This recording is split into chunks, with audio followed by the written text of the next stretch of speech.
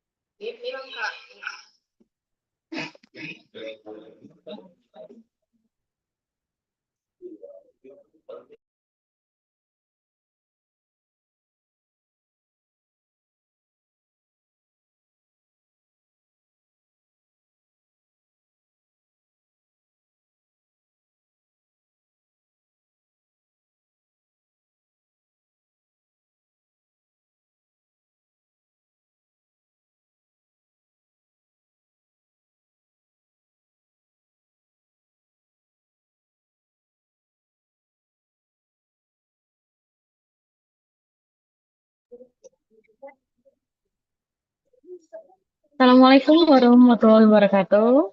Good morning, ladies and gentlemen. It is my great honor to welcome you all to the second International Conference of Health, Education, Economic, Social, Science, and Technology, ICHEST 2025, held in commemoration of the 90th anniversary of Megariski University. May I have your attention before starting today's event? Please allow us to inform you of some of the protocols of this conference.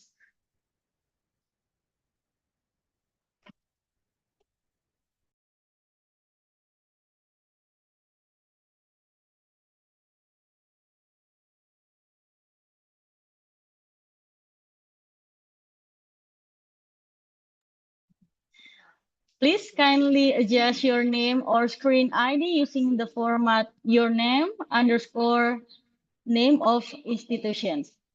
During the video conference, we would like to ask you all participants to turn on the mute mode or turn off the audio and only turn on the audio when the MC or moderator gives the permission.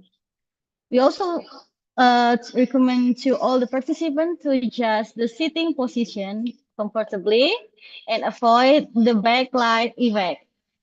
Please ensure your network as a stable internet connection for your convenience during the event.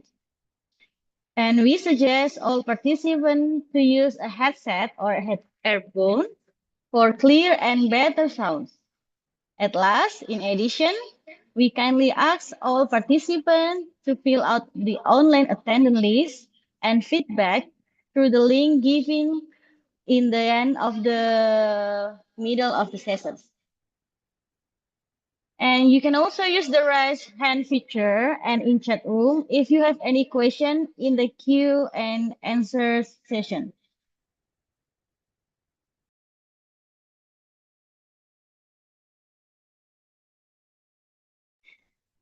The conference today marks nearly 2 decades of excellence in education and serve as a platform for vital discussion, especially in East Indonesia, aimed at shaping our society future. The theme for our conference this year is leveraging millennial impact on sustainable development goals, exploring the role of education, health, technology, and innovation. This conference will focus on significant roles of millennials play in promoting sustainable development amid the global challenge like climate change, health crisis, and social inequality to achieve the sustainable development goals. Featuring insight from our distinguished speakers today.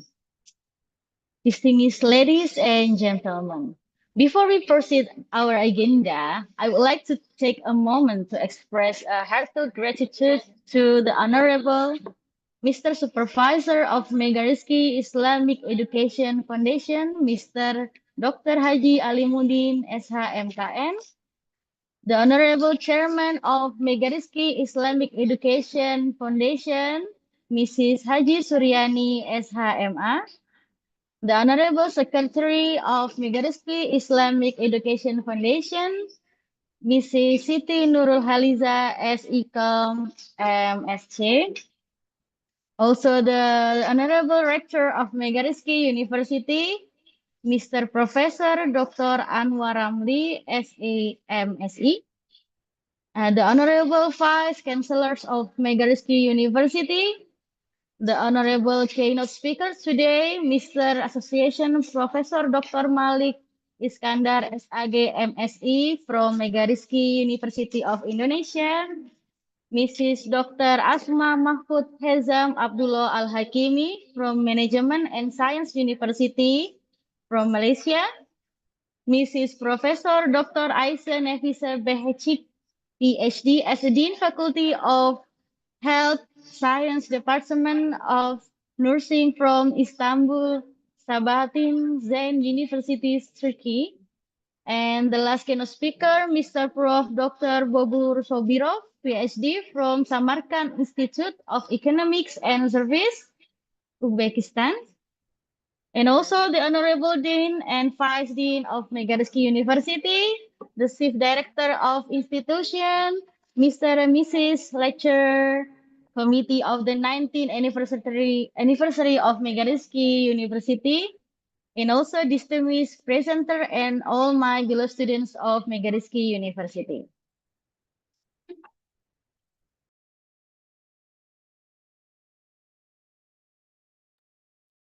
Ladies and gentlemen, I would like to welcome you to all again to the second International Conference of Health Education, Economic, Social Science, Technology, ICHEST 2025. And may the blessing of the Almighty God be with us. So before we begin, we would like to walk you through the agenda this morning. The conference began by opening remarks and the welcoming speech from the Rector of Megariski University, Mr. Professor Dr. Anwar Lamli, SAMSE. The main agenda of this conference consists of three parts. The keynote session one by Mr. Malik, and then also Mrs. Asma from the Malaysia, and the keynote session two from Professor Aise, and also from the Professor Bobur Sobirov from Uzbekistan.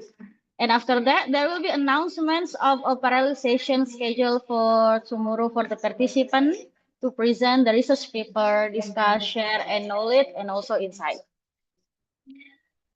It is a big, great honor for me as Alia Ilahi to be standing here and welcome each and every of you to the second ICHEST 2025.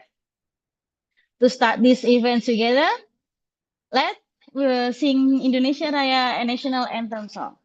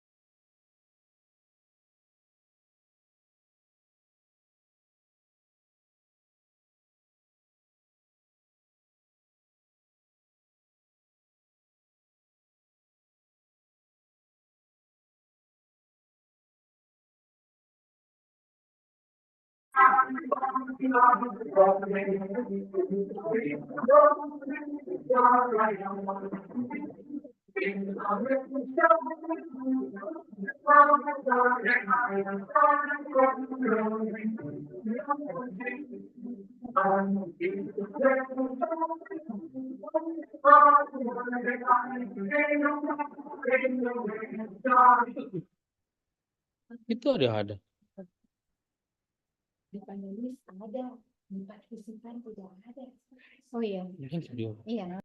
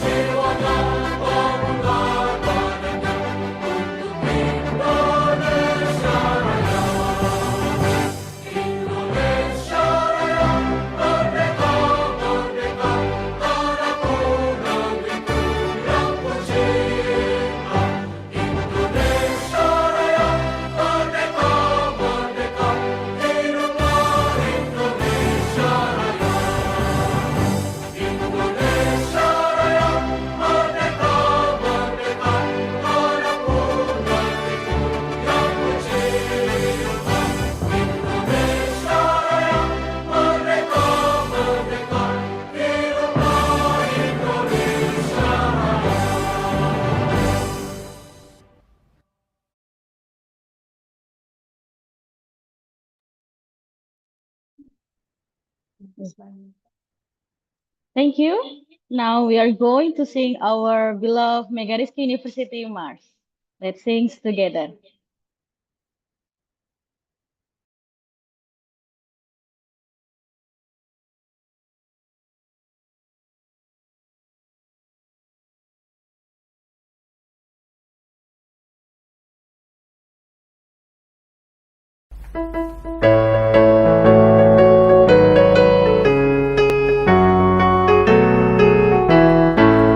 Universitas Negara Makassar, lahir di Sulawesi Selatan, yang menjunjung nilai kemanusiaan dengan semboyan pendidikan adalah ibadah. Universitas Negara Makassar bersatu padu membangun masa depan, ciptakan cendekiawan profesional.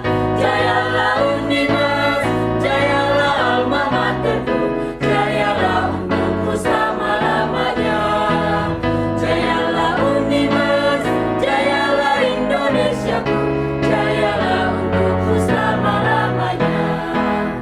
Universitas Megareski Makassar hadir di Sulawesi Selatan, yang menghasilkan generasi penerus dengan landasan Pancasila Bhinneka Tunggal Ika. Universitas Megareski Makassar mulakan tekad, satukan visi misi sejak dini menuju cita-cita yang gemilang. Jayalah Unimas, jayalah alma materku, jayalah untukku selama-lamanya. Jayalah Unimas, jayalah Indonesiaku, jayalah untukku selama-lamanya. Jayalah Unimas, jayalah alma materku, jayalah untukku selama-lamanya. Jayalah Unimas, jayalah Indonesiaku, jayalah untukku selama-lamanya. Jayalah Unimas selama-lamanya.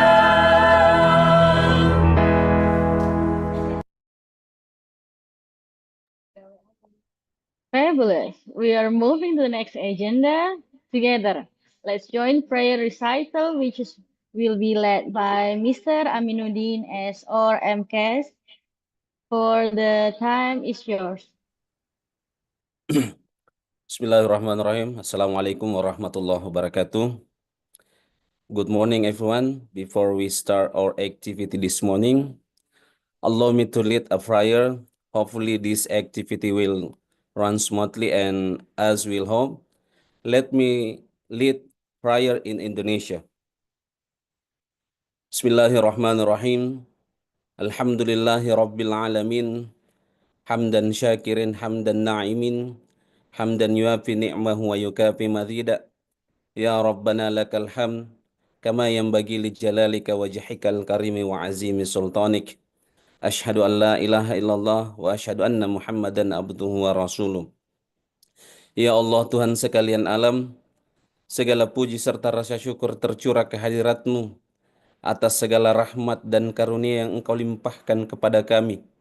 Pada pagi hari ini ya Allah, kami berkumpul dalam ruang Zoom ini dalam rangkaian kegiatan seminar internasional dalam rangka Disnatalis Universitas Megareski yang kedua tahun 2025. Untuk itu ya Allah, kami bermunajat mengharap keberkahan, keridhaan, maka tuntunlah kami menuju jalan-Mu sebagaimana Engkau menuntun orang-orang sebelum kami. Ya Allah, Tuhan segala sumber rezeki, jadikanlah hari ini hari yang penuh barokah, permulaannya dengan kesolehan, pertengahannya dengan kemenangan, dan penghabisannya dengan keberhasilan, ampunan, serta kebebasan dari api neraka.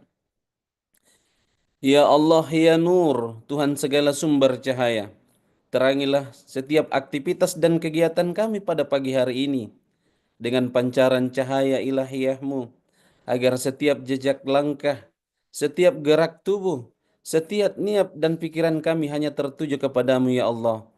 Jadikanlah kegiatan ini sebagai ladang pengabdian ilmu kami, amal soleh yang mengabdikan diri di universitas tercinta ini. Ya Allah, ya Tuhan yang maha mulia, anugerahkanlah kepada kami kecerdasan dalam berfikir, kesungguhan dalam berkarya, keikhlasan dalam bekerja, dan kemudahan dalam segala urusan, agar kami dapat berbakti untuk masyarakat, agama, bangsa, dan negara kami. Ya Allah, ya Tuhan yang maha mengetahui lagi maha pengampun, ampunilah segala dosa-dosa kami, dosa para kedua orang tua kami, dan dosa para pemimpin-pemimpin kami, baik yang masih ada bersama-sama kami di tempat ini, ataupun yang telah lebih dulu mendahului kami. Kabulkanlah segala hajat dan permohonan kami, Allah. Rabbana atina fid dunya hasanah, wa fil akhirati hasanah, wa qina azabannar. Walhamdulillahi Rabbil Alamin. Wassalamualaikum warahmatullahi wabarakatuh. Waalaikumsalam. Amin, amin, ya Robbal Alamin. Thank you, Mr. Aminuddin, for the recital prayer. Distinguished ladies and gentlemen, without further ado, we would like to invite the Rector of Megariski University to deliver the welcoming speech and officially open this conference. It is my pleasure to introduce Professor Dr. Anwar Ramli, SAMSE, to deliver welcoming speech. So, ladies and gentlemen, this is the Rector of Megariski University. Please give a warm applause.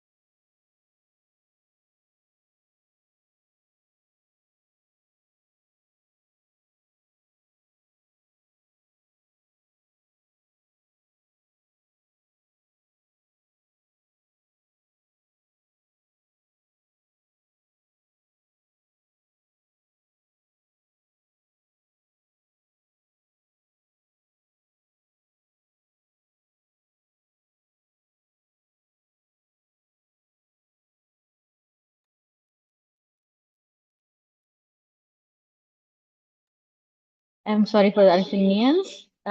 Please waiting for the problems, technological problem.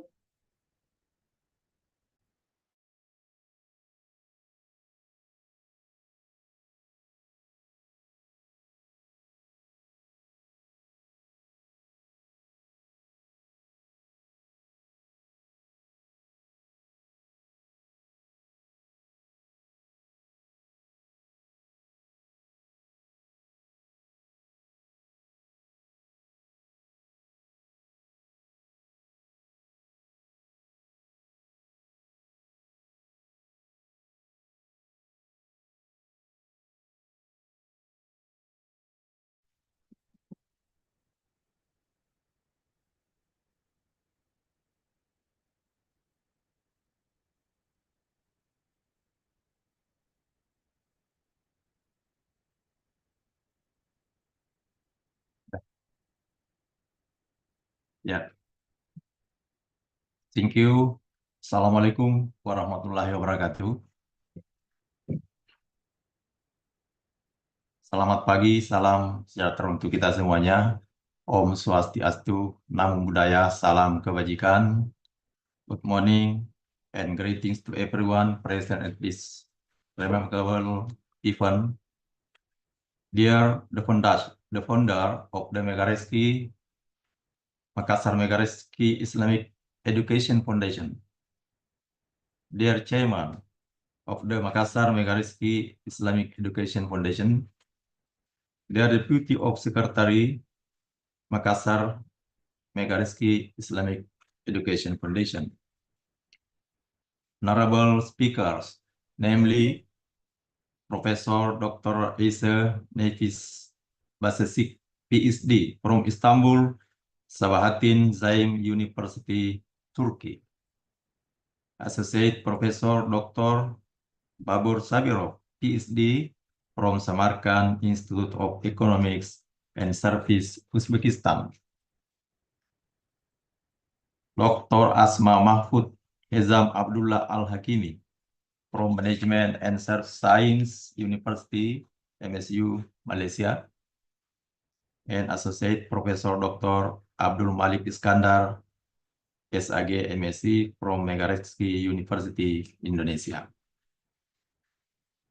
I respect the Vice Rectors, Directors of Postgraduate Program, Deans, Deputy Directors of Postgraduate Program, Deputy Deans, Heads of Study Programs, and all lecturers at University Makassar. Honorable panelists, participants, and distinguished guests, it is an honor to gather here today to delve deeper into how the millennial generation, with its spirit and innovation, can make a significant impact on achieving the Sustainable Development Goals, SDGs. Today's themes, leveraging millennial impact on Sustainable Development Goals, exploring the role of education, health, technology, and innovation is highly relevant to the challenges and opportunity the world faces today. Millennials, as a generation that has grown alongside rapid technological advancement and social change, play a crucial role in realizing a global vision for a more sustainable future. Dear ladies and gentlemen, first, let's consider the role of education for the millennial generation. Access to information and knowledge is broader than ever before.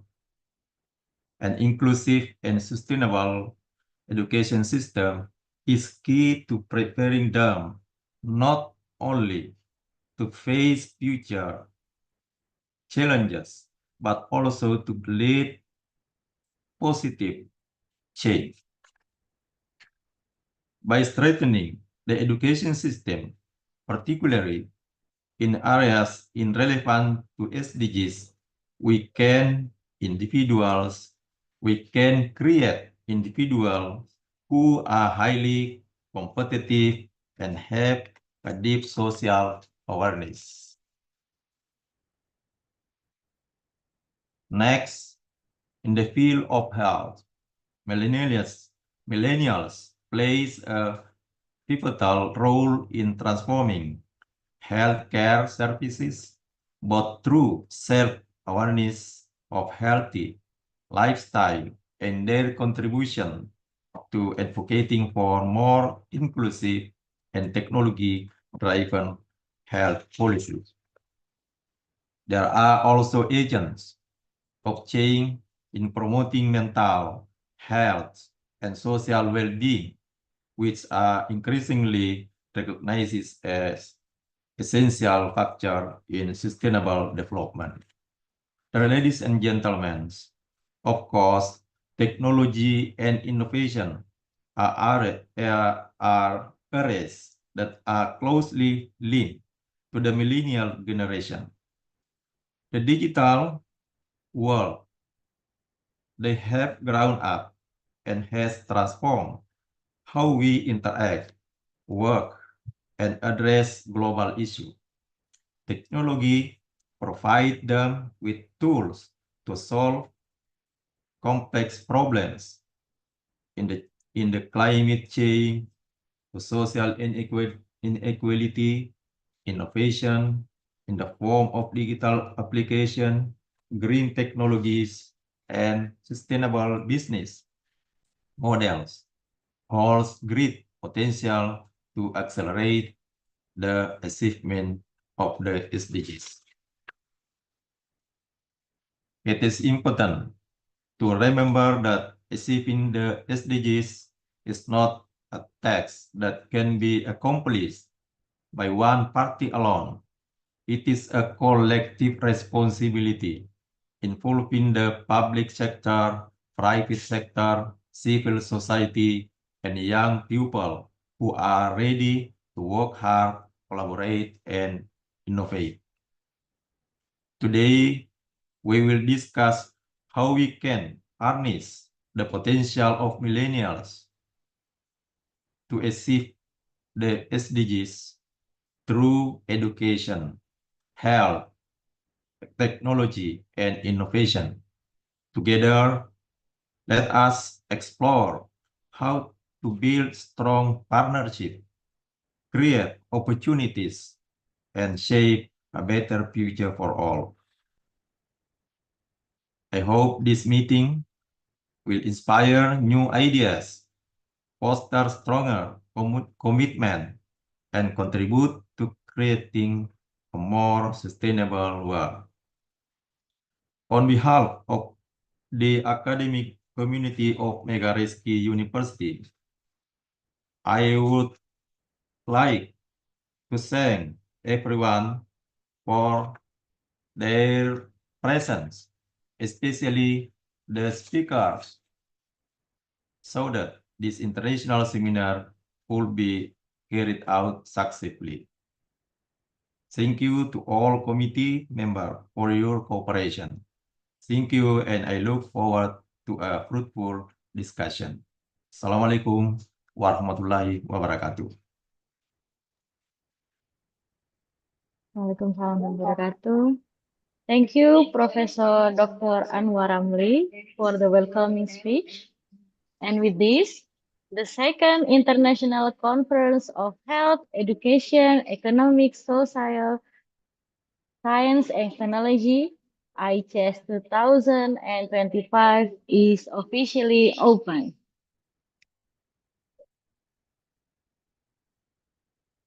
So before we go to the main agenda of this conference, let me introduce our standing moderator, Mr. Nes Alfian Rahim, SCAP, MSN, and Mr. Eka Sari Ridwan, SKM, MKes. But before that, I want to show you the profile video from our beloved Megariski University.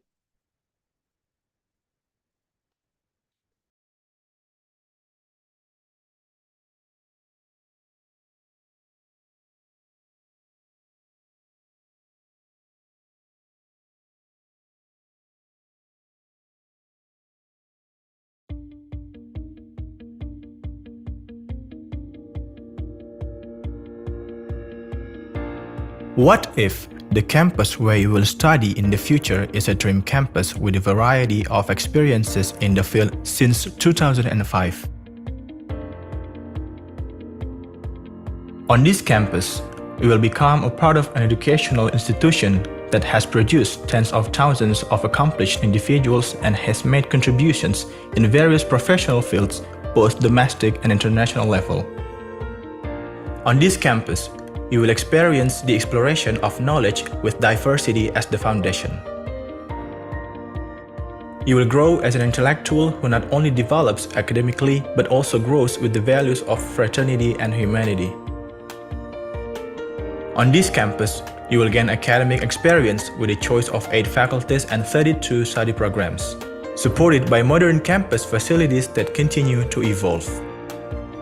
Mega Rescue University will take you on a journey to broaden your horizons through global partnership programs in the United Kingdom, Japan, Australia, Taiwan, Thailand, and the Philippines. Moreover, Mega Rescue University will support your growth and development as a professional by establishing over 230 national partnerships, both in the private sector and government institutions. Mega Rescue University is the culmination of a long journey of a private higher education institution that has the vision to grow and synergize in nation building. It began with the establishment of ICHEST Mega Rescue in 2005, focusing on education in the healthcare field. Starting with 2 study programs, UNIMERS has grown into a private university overseeing 32 study programs. Specifically in the healthcare field, UNIMERS now has 3 faculties ready to produce quality medical professionals who will contribute to the future progress of the national healthcare sector. UNIMERS continues to innovate by utilizing technology as a means to support student growth. The evidence of UNIMERS' vision in recognizing the future challenges of the healthcare industry, which are becoming more complex, can be seen in its pioneering role in establishing several specialized study programs, the first in Eastern Indonesia and even the first in Indonesia. Furthermore, the campus infrastructure is continuously being developed gradually and significantly to support teaching and learning productivity. Various partnership programs with the private sector and the government also enhance the capacity and capabilities of students, particularly in implementing academic knowledge in the real-world work environment and community service. As a result, UNIMERS graduates will be well prepared for the professional world upon completing their education at the university. Since 2005, as a private higher education institution, it has become a symbol of the progressive movement, showcasing how an institution continues to improve and adapt to various challenges and the needs of the times.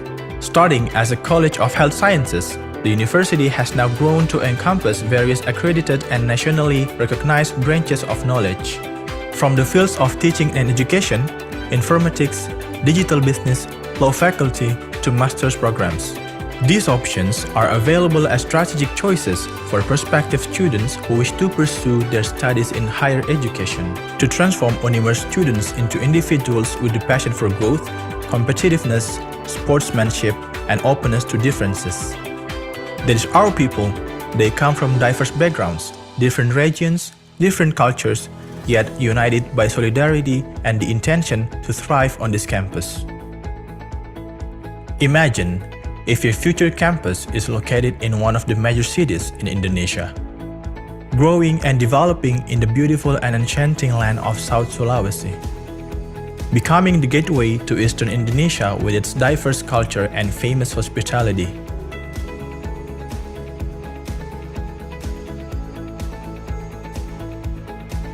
Imagine being able to explore the realm of knowledge while exploring every corner of the city, filled with stories, history, creative works, and delicious culinary delights.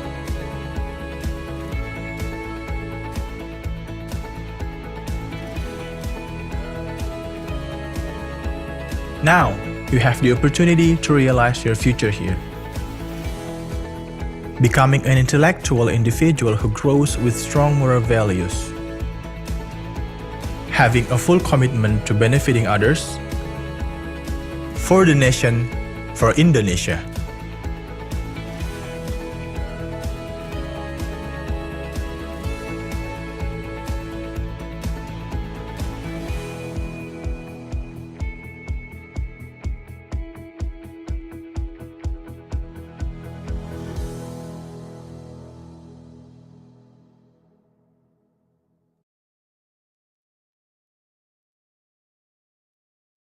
Wow, remarkable. As you know, our campus has become one of the favorite campus in East Indonesia, which upholding the warm and also sense of diversity and become one of the campus with the health major as the favorite. Okay, now we are moving to the next session. I would like to introduce my standing moderator. The first moderator is Mrs. Eka Sari Ridwan, which born on March 2003, 1989 in Bulukumba. She holds a bachelor and master degree in public health from Hasanuddin University and is currently pursuing a doctorate at Mahidol University, supported by the Indonesian Endowment Scholarship. Wow. She has presented research on HIV and AIDS prevention among the transgender individuals and has published work in the Indonesian Journal of Public Health. Now she is currently served as chief of admission in our Megaristi University. And the second moderator is Mr. Alfian Rahim, SCAP Nurse MSN.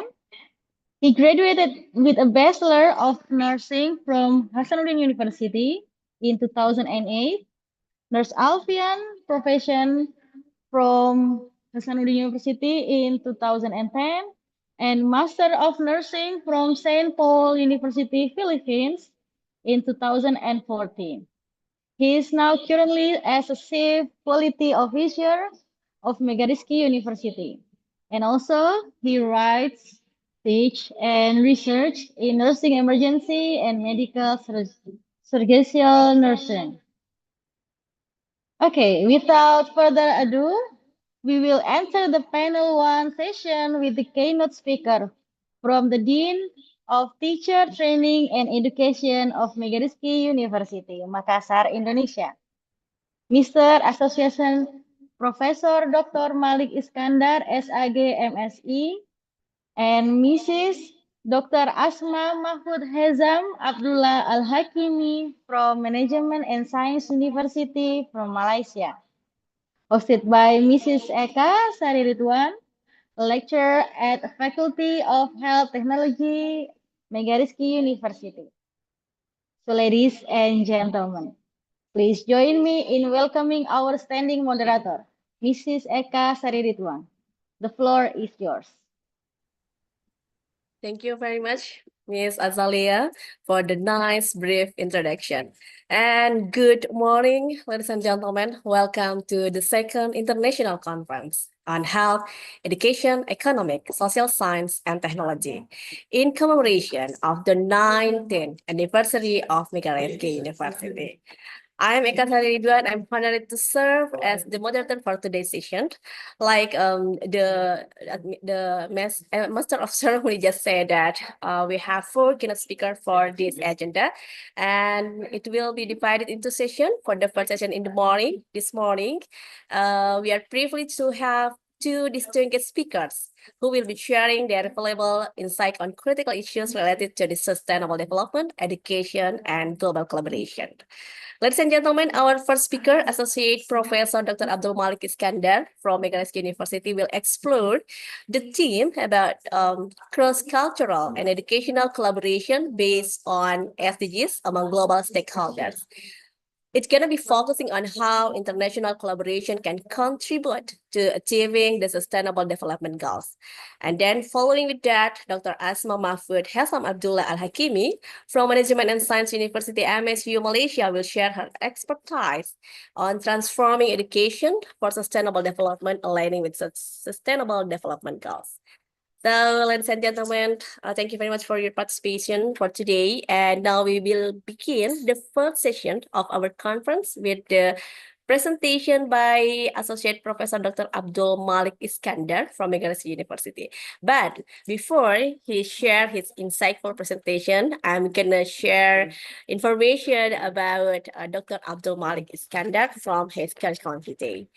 So, ladies and gentlemen, the first speaker, Dr. Abdul Malik Iskandar, is an associate professor, major in doctor in sociology, and she graduated for the bachelor degree, he graduated from Universitas Islam Negeri Alauddin Makassar, then continued to master degree from Universitas Hasanuddin, and then continue to the doctoral degree scholarship, Universitas Negeri Makassar.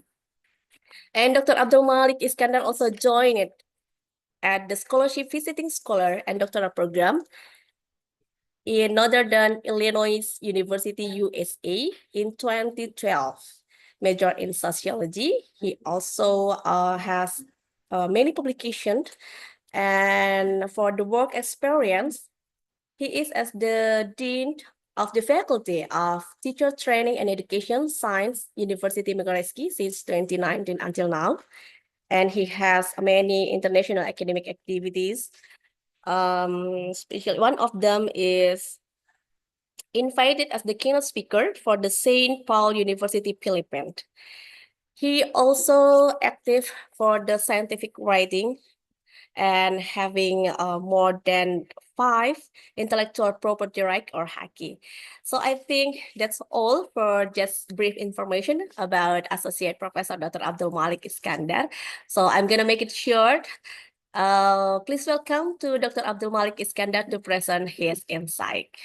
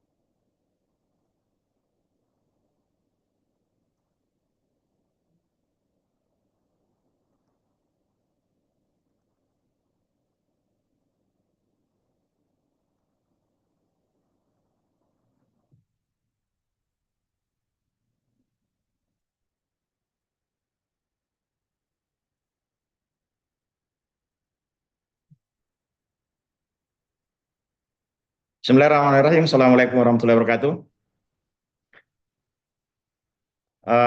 Excuse me first, I want to check my voice. Is it clear, my voice, Bu Eka?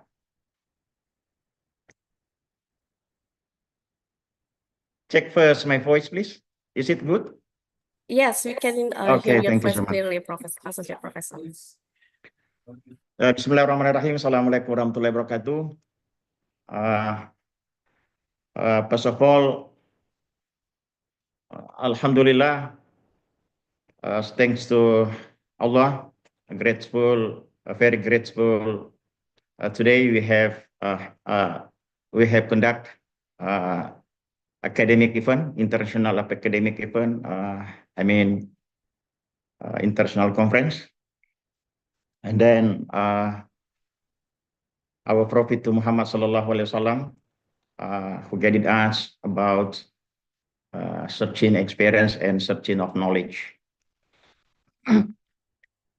Let me say, a special my high appreciation of our chance and our opportunity to deliver my opinion in my paper later as a keynote speaker in the second international conference.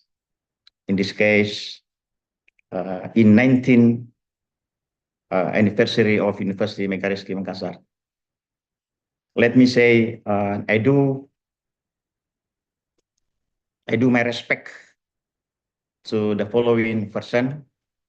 The first one, His Excellencies to the builder of Islamic education Megariski, Bapak Dr. Haji Alimuddin, and then our chairwoman of our foundation, Ibu Haja Suryani,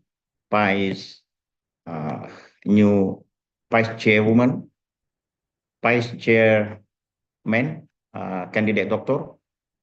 Muhammad Qalbi, and then secretary of our foundation is Dinda Nunu. And then the next, I would like to say a big thanks to Excellencies, Mr. Rector of Megaris University, Professor Dr. Anwar Ramli, and then all vice rector, academic and student affairs, and employee, and then collaboration. And special thanks to Dr. Nirmawati as a chairwoman of International Conference, and then a beautiful master of ceremony and the others. And then special my excellencies, I would like to say to all keynote speakers, especially in the Zen May season, is Dr. Asma. How are you, Dr. Asma? It is nice to meet you. Hello. Thank you very much. Thank you. Nice to meet you all, and thank you for the invitation. MashaAllah. How is Malaysia? Oh, very good. You should pay us a visit. Okay, thank you much. We are in the same season. Then Yes. My dear to Professor Babur Sabirov from Uzbekistan, and then the last Prof. Dr. Aisha at Turkey University. Okay, I have not more than 30 minutes. Let me to present my paper about cross cultural educational collaboration based on sustainable development goals among global stakeholders.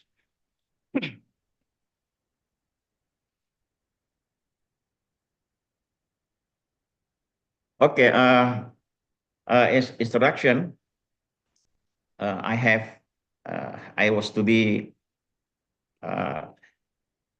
United States of America in 2012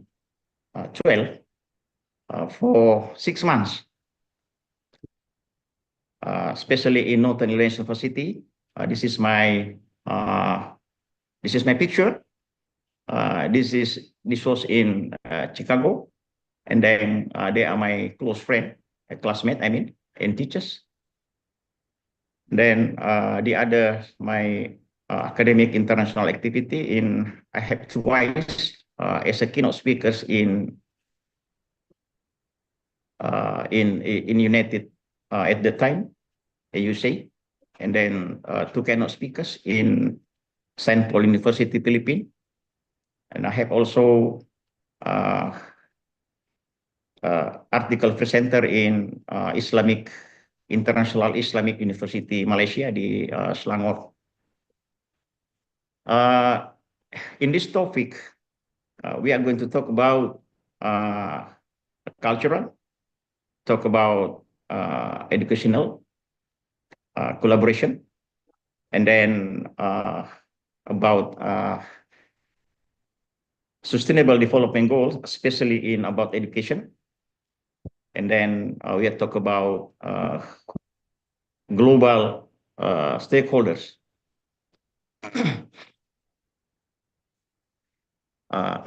Ladies and gentlemen, actually, we are in one situation. We mentioned it. The situation is we are in limitless era. Citizens and unlimited border. It is global. I would like to Richard Mansbach, Christian's state. He described a global is a process that unite people, insulting interdependence in the whole world. So they describe how to the people connect each other in especially in all interaction. Sometimes in student exchange, fair in the fairest field, management and community space later. Okay, this is description of global society or global situation. Now we are here. So if we talk about global, so there are 5 features. There are 5 characteristics. The first one is global is inter-country economics are interdependent. It means Indonesia interdependent economy, education in other country, Malaysia also and the others. The second one is information exchange become faster. So what occur in Malaysia the same minutes, the same second Indonesian people know. What happened in Europe the second day, all people understood, recognized well. And the third one is emergence of global common problem. So problems, education problem, economy problem, climate problem. It is our problem together. Yeah, caught in yes, problem together.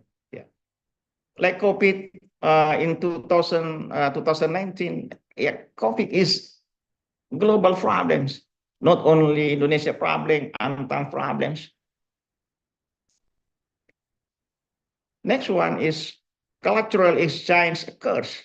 Let me say Indonesia itu semacam pertukaran ya yang terjadi rapidly.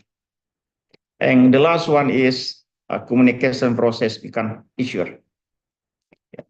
Communication process become efficient. So there are 5 of features of a global society nowadays. So what is global collaboration? Global collaboration is a partnership for goals and for all stakeholders. So if we talk about collaboration, not only one part have benefit, but benefits will take of all stakeholders. And then in global situation, collaborations is absolutely, yeah, absolutely. We have no more avoid situations to we don't have a multi partners in the world. Yes. So university in the world are looking for many partners in global.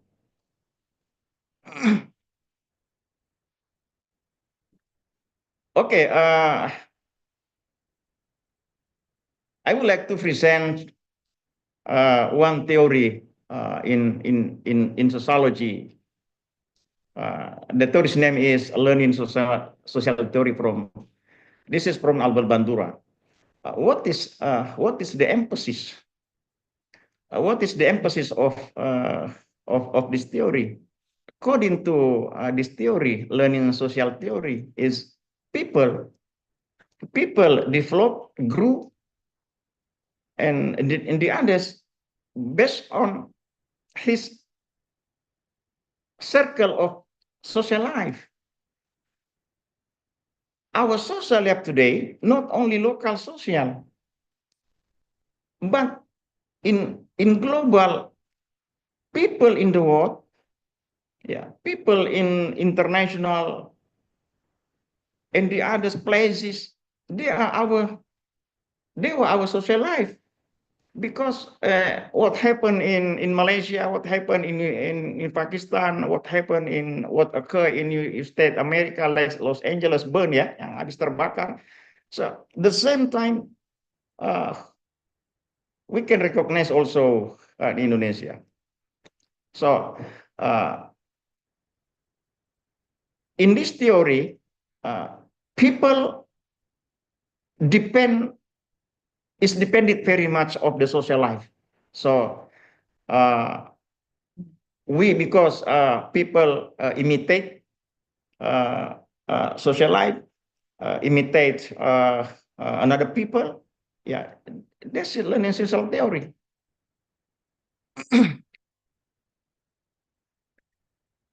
Okay, very important fact in collaboration. Stakeholders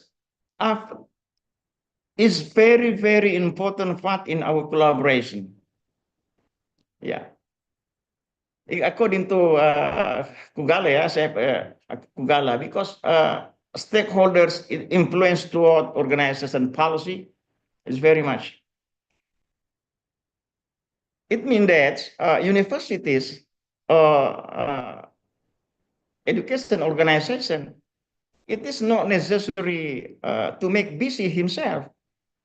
Yeah, they must be busy about what is the stakeholders need. Yeah, because our product, our university product, our education product itu must be recognized, in itu harus diakui di jagat maya ini, jagat dunia, must be recognized, not only in our national Indonesia but anywhere. Yeah. Emerging problems related to stakeholders. Yeah, there are many problems is related problems about trust. Stakeholders must have trust in organization, and then value together, yeah, in credibility and openness. Now, how to anticipate the problems emerge in our collaboration? Yeah, the first one is communicate seriously and immediately. Yeah, we must do that. If we have problems about in our collaboration, we must communicate seriously and we must communicate and immediately. Culture is communication and communication is a culture. That is from I research from Edward et al. Because there is no culture is better than in the others. So what is the most important in culture? It is not necessary to make culture is the same, but the most important is in culture, you have to understand it's our culture, not make the same. Okay, this is our life stakeholders collaboration. If we can do this, in our collaboration, so I think absolutely our collaborations must be continued. It's not possible discontinue. Like example, cultural communication. Yeah, cultural communication is we can say Indonesia komunikasi lintas budaya. What do we do in cultural communication? Yeah, no discrimination. If we talk cultural communication, no discrimination. Yeah. Everyone has identity and dynamic communication, and then intercultural communication and cross-cultural differences. So this is absolutely Malaysia has different academic in Indonesia. Uzbekistan has different academic in Magareski and the others. So what is the next? Build stakeholder inclusiveness. Artinya membuat kebersamaan. Ya. what will you do to build a stakeholder inclusiveness? Yeah, there is trust, social learning, and openness, and then credibility. So the next step is toward default goals, and then the last one is effective collaboration. Yeah. Okay. As the guest, there are 17 indicators. There are 17 indicators, but I want to emphasize of 2 indicators here. This is number 4, yeah. Quality education. And then number 17 is partnership for goals. This is collaboration, and this is quality education. Talking about sustainable development goals, it is declaration of United Nations. This is declaration 2015, attended more than almost 200 countries in the world, includes Indonesia. Jadi Indonesia itu juga turut mendeklarasikan ini namanya SUSTDGS.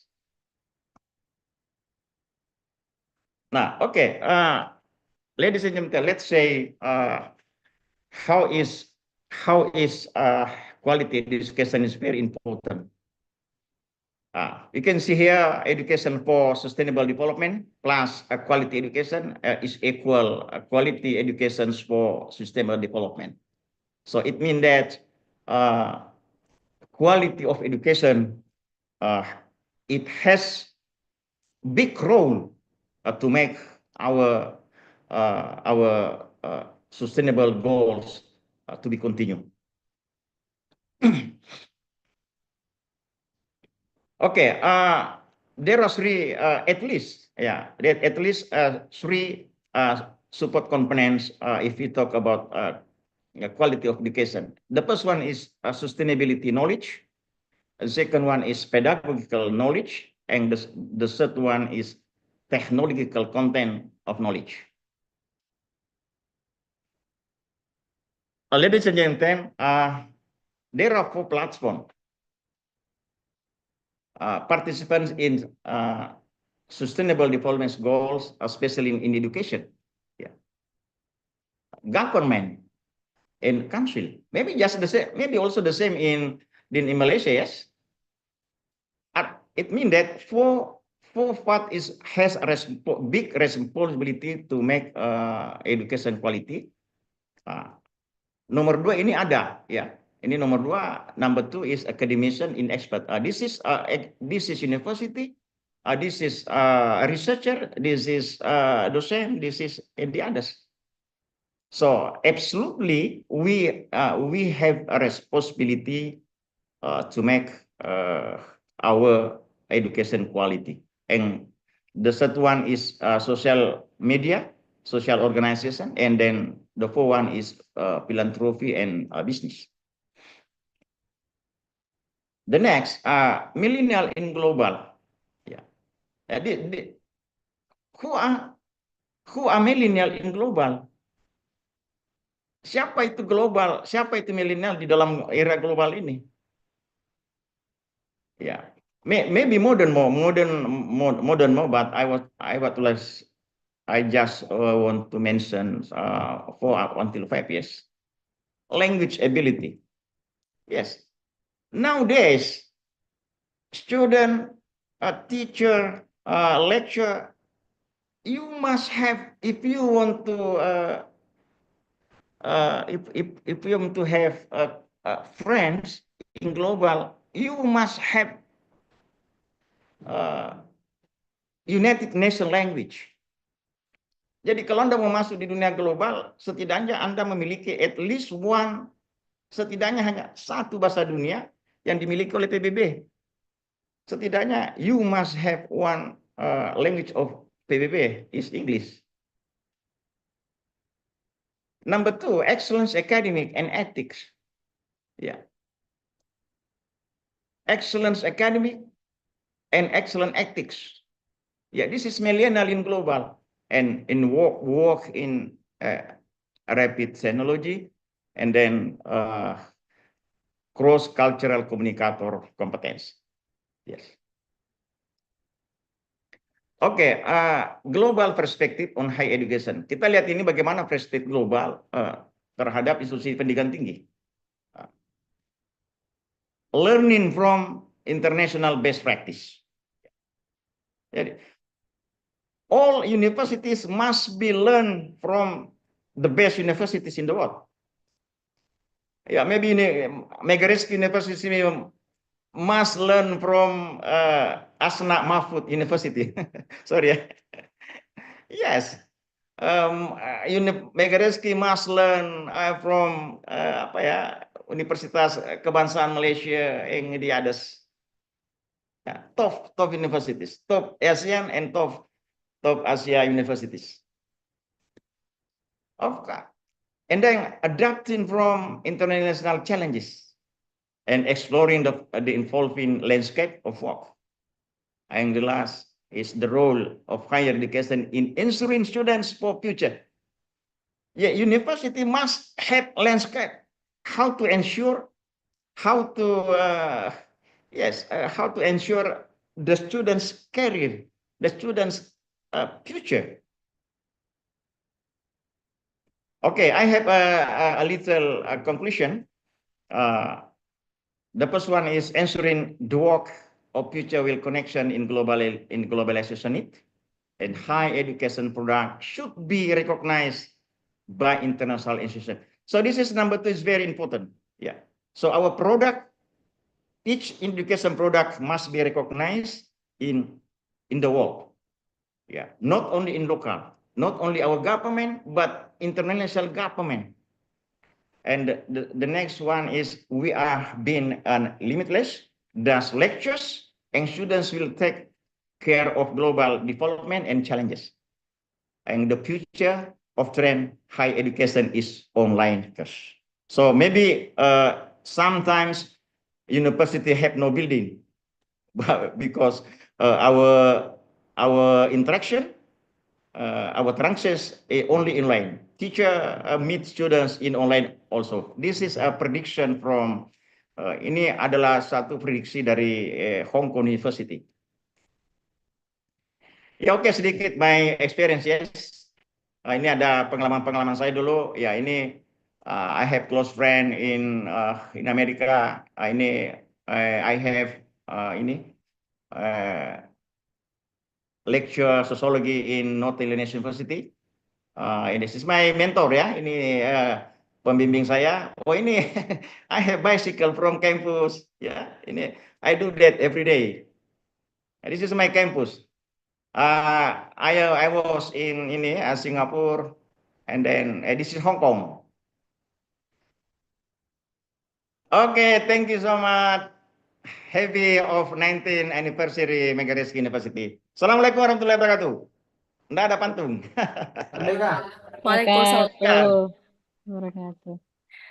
Yes, actually, I believe that all participants may be waiting for a pantun from Dr. Abdul Malik, but later maybe after this session. Well, thank you very much, Dr. Associate Professor Dr. Abdul Malik Iskandar, for the insightful presentation. It is clear that cross-cultural collaboration plays a critical role in achieving the SDGs.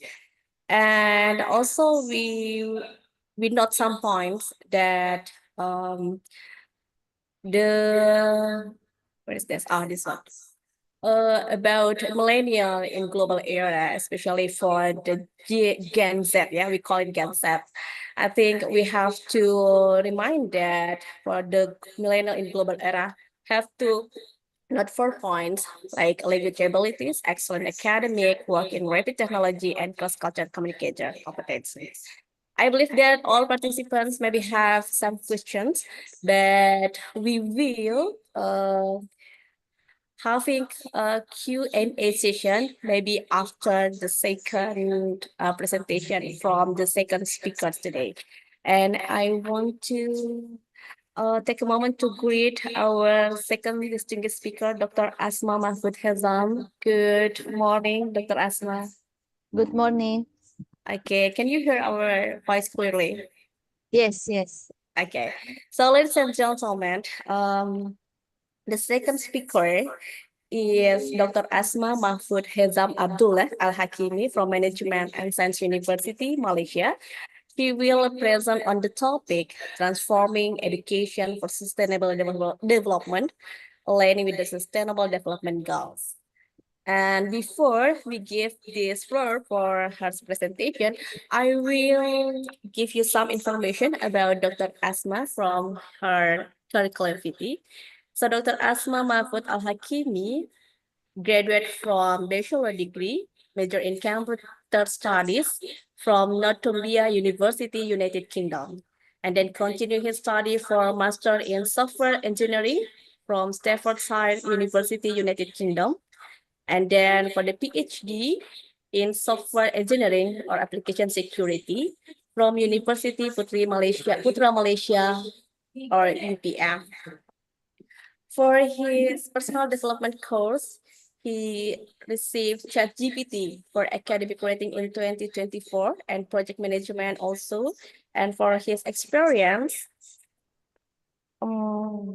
okay, she is as the Chief Technology Officer in 2018 until 22 at the Risto AG Malaysia, and then as the senior lecturer from 2020 until 2022 at the Geomatica University College, and now she is as the senior lecturer for Management and Science University MSU Malaysia. She also has the membership of the American Journal of Electrical and Computer Engineering until now. And for the total journal reviewed for ICHEST, 33 journals. Wow, it's quite like amazing. And she is also having ongoing postgraduate research, including cybercrime, exploit, finishing emails as a tool targeting working adults. And she has secured grants in progress about cryptographic reverse engineering technique to prevent prohibit reverse engineering of Java source code. It's quite like amazing portfolio and curriculum with Dr. Asma. So I'm gonna make it short, ladies and gentlemen. We will give this time for Dr. Asma. Please share your presentation. Okay, thank you very much. Let me share my slides. Just a second. Share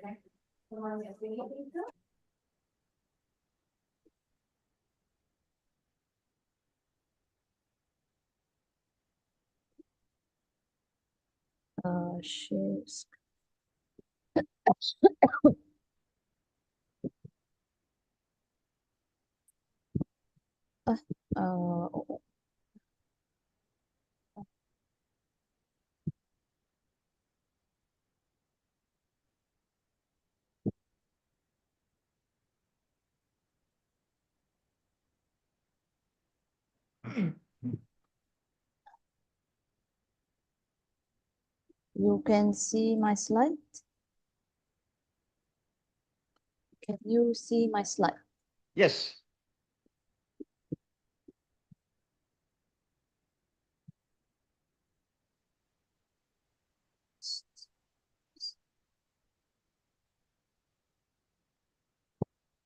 Okay. Okay, thank you very much for the invitation and thank you very much for the introduction. Today I'm going to present the information that I'm going to share is about leveraging the millennium's impacts on sustainable development goals, exploring the role of education, health, and technology and innovation. Okay. Okay, so just a brief introduction about myself. My name is Dr. Asma Mahfoud, a PhD in software engineering. I'm at the moment a senior lecturer and research group leader of cybersecurity at the Management and Science University. So today I'm going to present in 4 sections. the first section is the role of education in sustainable development, health and well-being in sustainable development, technology and innovation as catalyst for change, and collaborative efforts of sustainable development. So to begin, we need first to understand first of all, we need to understand the importance of education in our lives before applying technology or enhancement. First of all, we need to know as well the millennium's impact. So the millennium's impact on the sustainable goals is essential for creating a sustainable future. So this generation born roughly between the generation of millennials between 81 and 69, they are characterized as a unique values in terms of behavior, in terms of technology, and the impact of and the influence of these two factors. So their engagement in various sectors, particularly education, health, and technology, can in a very significant way advance and impact the SDGs that we are using in our daily lives. Okay, especially at their times, they are more engaged with technology and more familiar with it. So if we want to emphasize on lifelong learning, okay, because lifelong learning is having a bigger impact than short-term learning. So in terms of millennials, they prioritize lifelong learning, recognizing the need to adopt rapid change of job market. Okay, because over here we are facing a lot of rapid change, and we have to follow this rapid change that is happening in education and in technology and in health and so on. So the commitment of education aligns with SDG 4.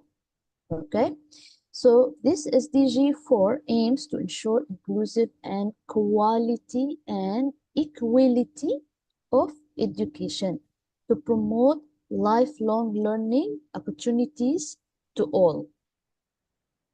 Okay, so we are having like the transformative learning experience, the commitment to social responsibilities, and the integration of technology and learning. So when it comes to the transformative learning experience, or in this section, we mean that at this age, at this era, the method of education, the delivery has changed. It is no longer where the students have to sit and listen. It is more of engaging.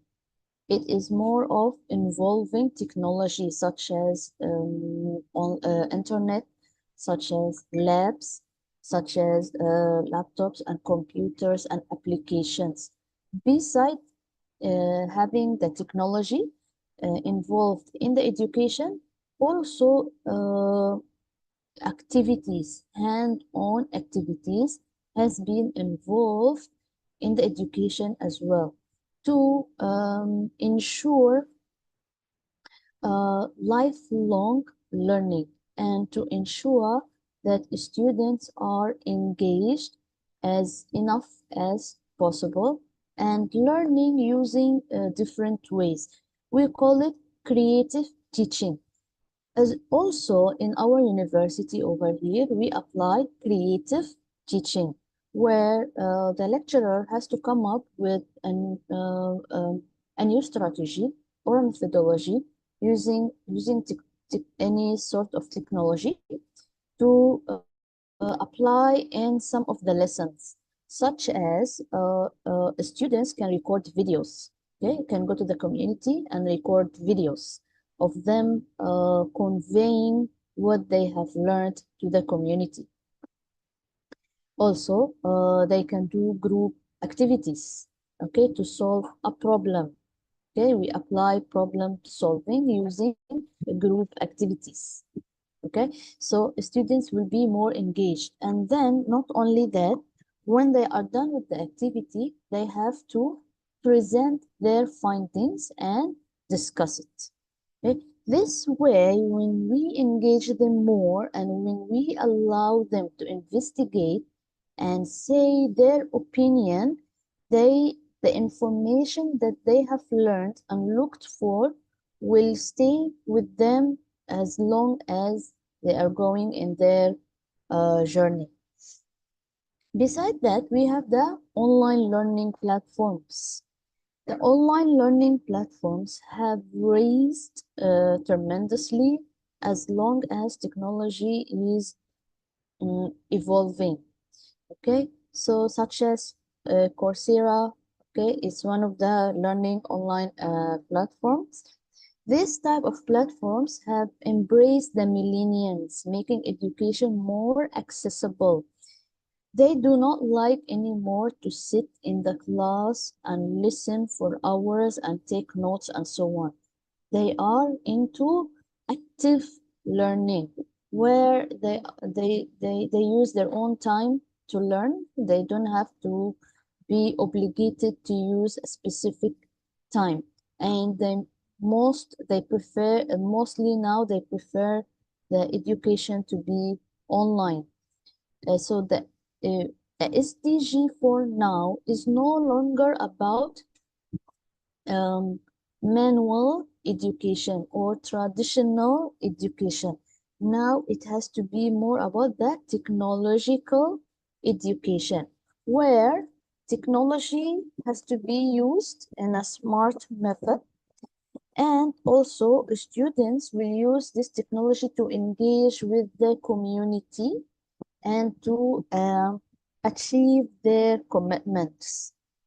This way, we can achieve the most quality education for millennials. At the same time, we can achieve the targeted SDG for particular section or a method, which is actually the target of the teaching the millennials. Okay, so when it comes to the integration of the sustainability in the curriculum, now how the curriculums should look like. The millennials are pushing for integration of sustainability into education curricula, okay, ensuring the future generations are equipped with the knowledge and skills to address global challenges. Now we can no longer rely on one element. We have to include as many elements as possible in terms of education. It is no longer one way, it is two ways street, where the students are also react as teachers at some point of the time. They no longer also like to sit in the classroom. So education is no longer about the classroom. It is beyond the classroom and what is happening beyond the classroom. Okay. So when it comes to the transformative learning environment, now we cannot rely on classroom. The students has to be in a lab or in a field or in sometimes we change to the classroom to theater, okay, where they can watch movies. Okay, now it's no longer about the lecturer talking and the student listening. They can learn through movies, through videos, through field work, through community engagement. End of the day, we have to give to the community. So they have to engage with them. Now, the personalized learning experience. Not all students need to learn the same way. Some students prefer to hands-on work. Some students prefer audio. Now we can use audio as well. What sort of method they can adopt to learn their own way. We can no longer be strict that like all the students has to learn at the same way. It can no longer work. So we have to be open, okay? The way of education is changing rapidly with the technology changes, which has to be taken into consideration. So after this comes the collaboration and knowledge sharing, okay? As I said before, students learn in the field work. In the field work also, they are conveying to the community. Always when you teach someone information, you get to learn as well.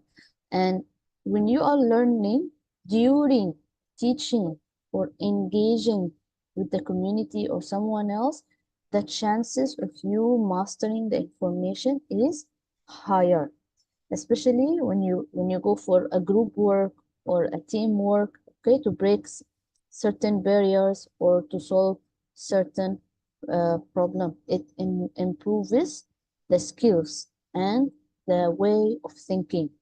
Okay, so over here we have two elements, how to create successful education initiative. Number one, global citizenship education. Number two, innovative education technology solutions. Okay, now when it comes to the global citizenship education, like programs like Global Citizen Year foster global awareness among millennials, equipping them with leadership skills through impressive community service where the SDG and social entrepreneurship is applied. For example, in our university, we apply the global citizenship education in a series of subjects, personal education skills, PEC. Okay, in this subject, they learn group work, problem solving, communication, and leadership. They do not learn it in the class. They are in the field all the time, and they are in a group work and sometimes individual work all the time. And even their marks are recorded based on their activities, how much they have done to themselves and to the community.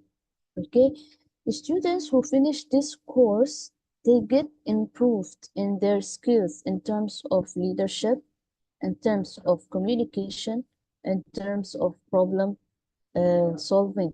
These elements will help them later when they are released for work. Okay, they will be able to communicate, they will be able to work under pressure, they will be able to have, they will have skills for problem solving, and they will be able to work in groups, different, because the group usually will have different backgrounds, so they will be able to communicate with different background. So when it comes to innovative education technology solutions, these are the startups to enhance education accessibility by providing quality resources online. Okay, now we have online academies, online platforms, online courses, okay, and even general information. Is and when it comes to the millennials, okay, now we have like you can learn any course online, certified, using your own time, a 100% flexible time until you are done with the course and get the certificate, which can help when it comes to the work. Okay, so you don't need to attend physical anywhere. All right, you can be in your place and having a course from London, for example, online, despite the difference of time, because you are attending in your own comfort, flexible time. Okay, so the flexibility has increased the quality of education.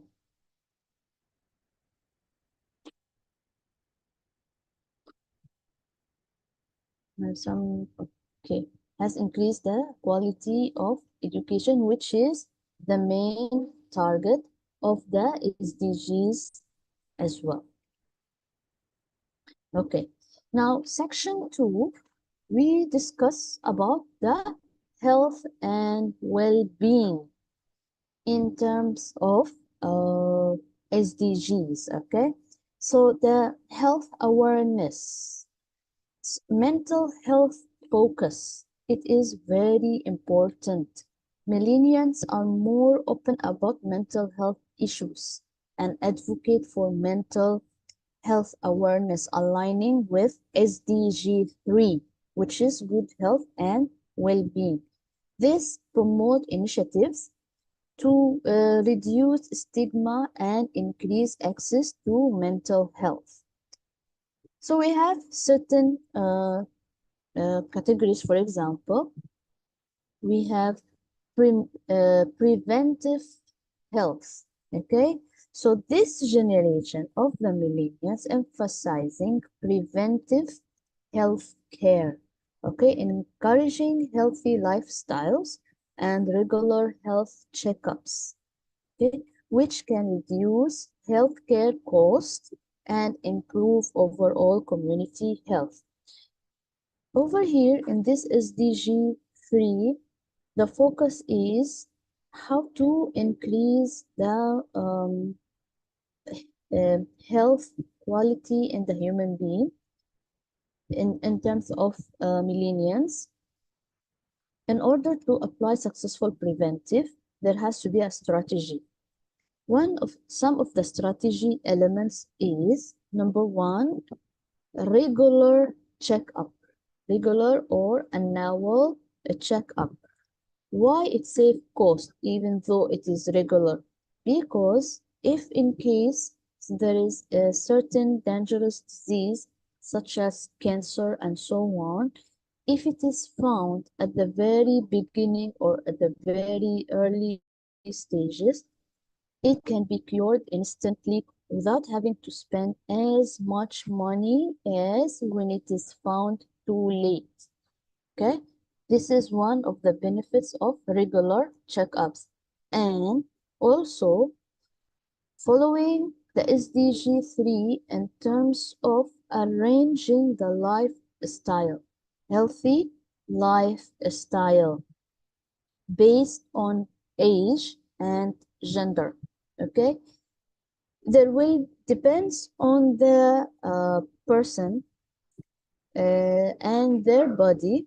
There will be a certain food intake, certain diet, certain lifestyle to keep the body as healthy as possible. Okay, when you follow certain lifestyle, certain health aspects, okay, you will make sure, you will make sure that you do not fall victim for disease or illness, which later will cause as much.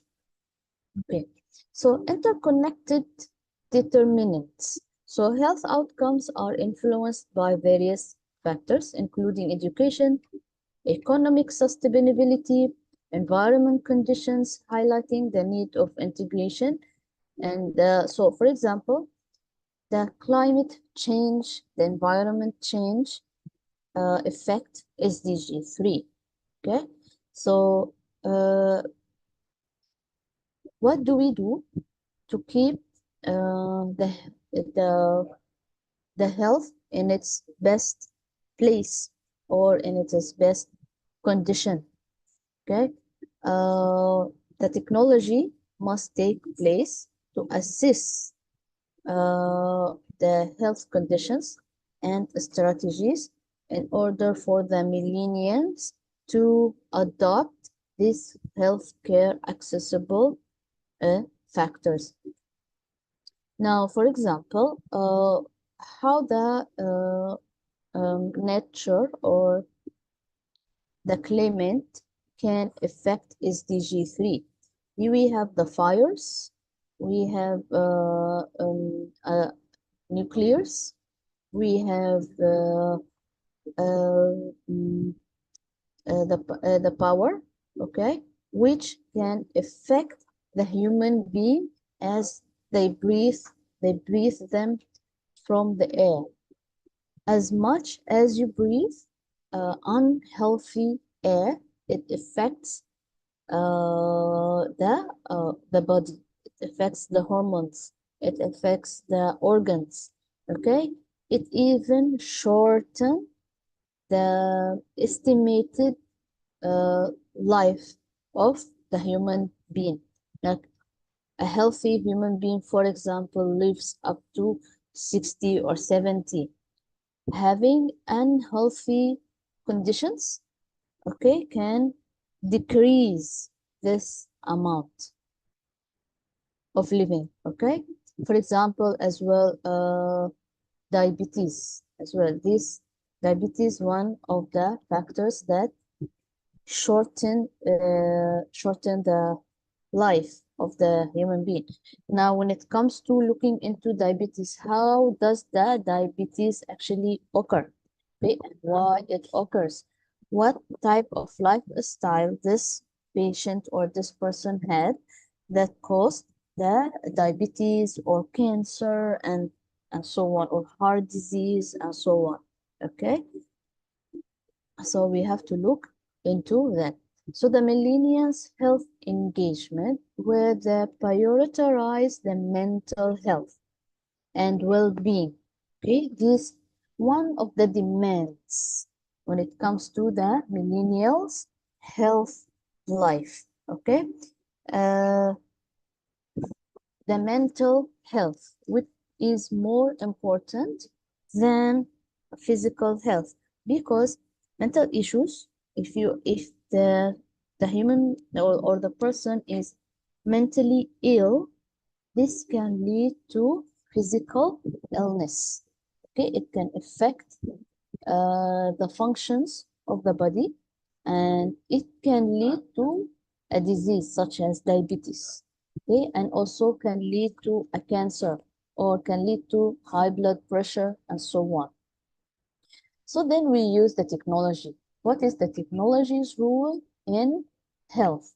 So innovative technologies such as telehealth and health apps and enhanced health care using image processing, okay, using robots. This helps to enhance the cure and the health of the human. Okay, so SDG 9, which is innovation and technology, can assist SDG 3, okay, in terms of improving health and well-being. Okay, so as we discussed, mental health advocacy, okay, is one of the very emphasized and crucial and important for millennials activity, all right, and has to be taken care of. So holistic health approaches, these generations usually they are integrating in physical, mental, and emotional well-being. Okay, so it's not only physical, and it is not only mental, and it is not only emotional. They are interconnected. All right, so it is always advisable, don't be too sad, don't be too mad, don't be too angry, don't be too sensitive, because later these things affects mentally and then affects physically. You are too sad, too upset all the time, it can lead to depression. You are very depressed all the time, then will lead to physical issues such as major low blood pressure, okay, or a heart attack, for example. Now, where technology comes here, where does the technology applies when you have emotional or mental issues or physical issues, okay? First of all, there is a tremendous amount of fitness applications, okay? And we have telehealth, all right? And we have robots and certain machines that are used in the hospital to detect and prevent. Okay, now especially the fitness applications. There are applications as well that takes care of the emotions and mental health, where the user can share their thoughts or their lifestyle, and then some application are AI, and then this application will advise the path where can you go and what you should do to enhance your health or for you to feel better and to be cured. Okay, so technology over here, which is SDG 9, is a very main factor. It can be involved in all the SDGs, from SDG 1 to SDG 17, as it is in all our lives. Okay, so even in emotional issues, physical issues, and so on, there are many technological solutions that assist us in getting better and better in terms of our health. So one of the methods used for millennials is telemedicine expansion. Okay, so the rise of telemedicine platforms has revolutionized the healthcare delivery. Okay, this allows the millennials to access medical services remotely, which they don't have to be physically in the place where they want a certain medication. Time is no longer a factor. Geographic aspect is no longer a factor, okay, which actually increases the health quality and aspects of the users and humans and millennials. Okay, so the grassroots engagement strategies. Okay, so in for example, for the health. Okay, so the community health initiative led by millennials. Number one, we have grassroots engagement strategies, and then we have digital advocacy and awareness. Okay, now for number one, the millennials grassroots approaches to mobilize the community members, where they can foster collaboration and participation in health initiatives, such as courses, forums, workshops, okay, to teach them more about health aspects. And then digital advocacy awareness. Over here, social media plays a big role, where it can be used to spread the needs of or the strategies of health aspects, and how to use SDG 3 for better life living, and to emphasize on certain policies and rules to make sure community is going through the right path in terms of health. Okay, all these activities to support SDG 3. Okay, now we go to section 3, which is technology and innovation as catalysts for a change. Right, over here we can also include SDG 9. Okay, as we have discussed, SDG 9 is in all the factors, is supporting all the SDGs, and because it's supporting all the life aspects of our lifestyle. Okay, now when it comes to what is the role of technology that has been achieved in the SDGs, digital inclusion initiatives. And then also we have digital natives, the technology savvy solution. So as digital natives, which are the millennials, are adept at using technology to solve problems, they are also instrumental in developing applications and platforms that promote sustainability, such as those applications that are focused on recycling and energy conversion and sustainable transportation.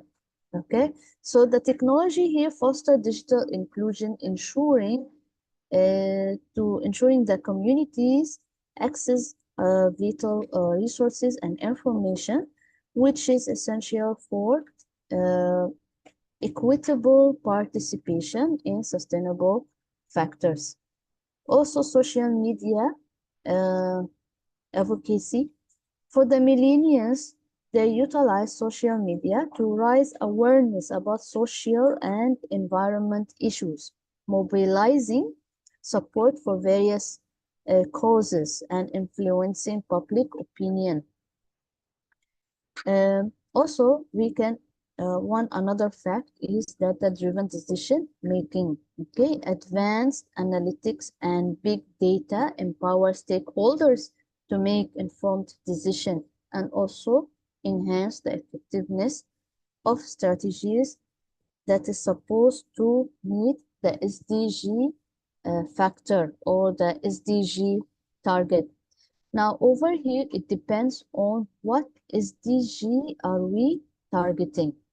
Okay, as I have mentioned, SDG 9 targets all, but when it targets education or health or climate change or poverty or and so on and so forth, what element are we targeting and how are we using the technology for it?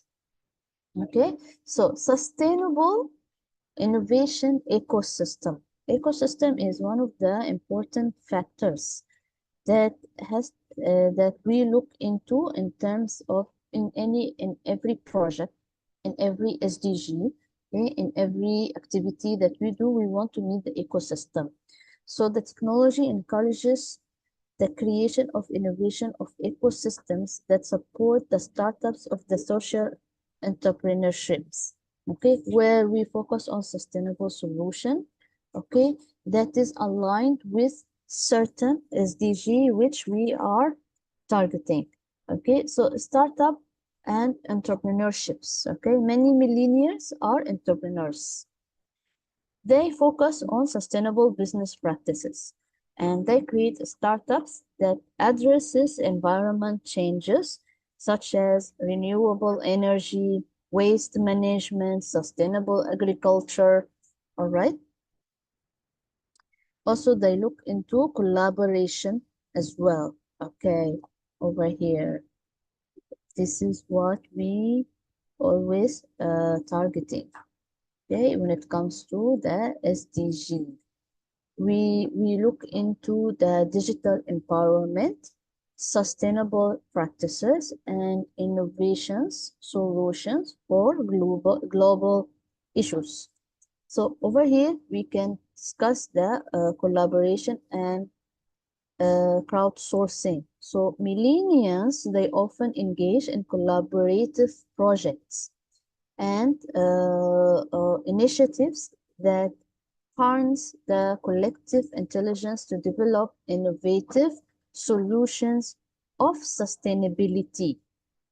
Okay, so if we want to empower the digital tools, empowerment through digital tools, millennials utilize digital platforms where they can learn more and get more information from about the communities.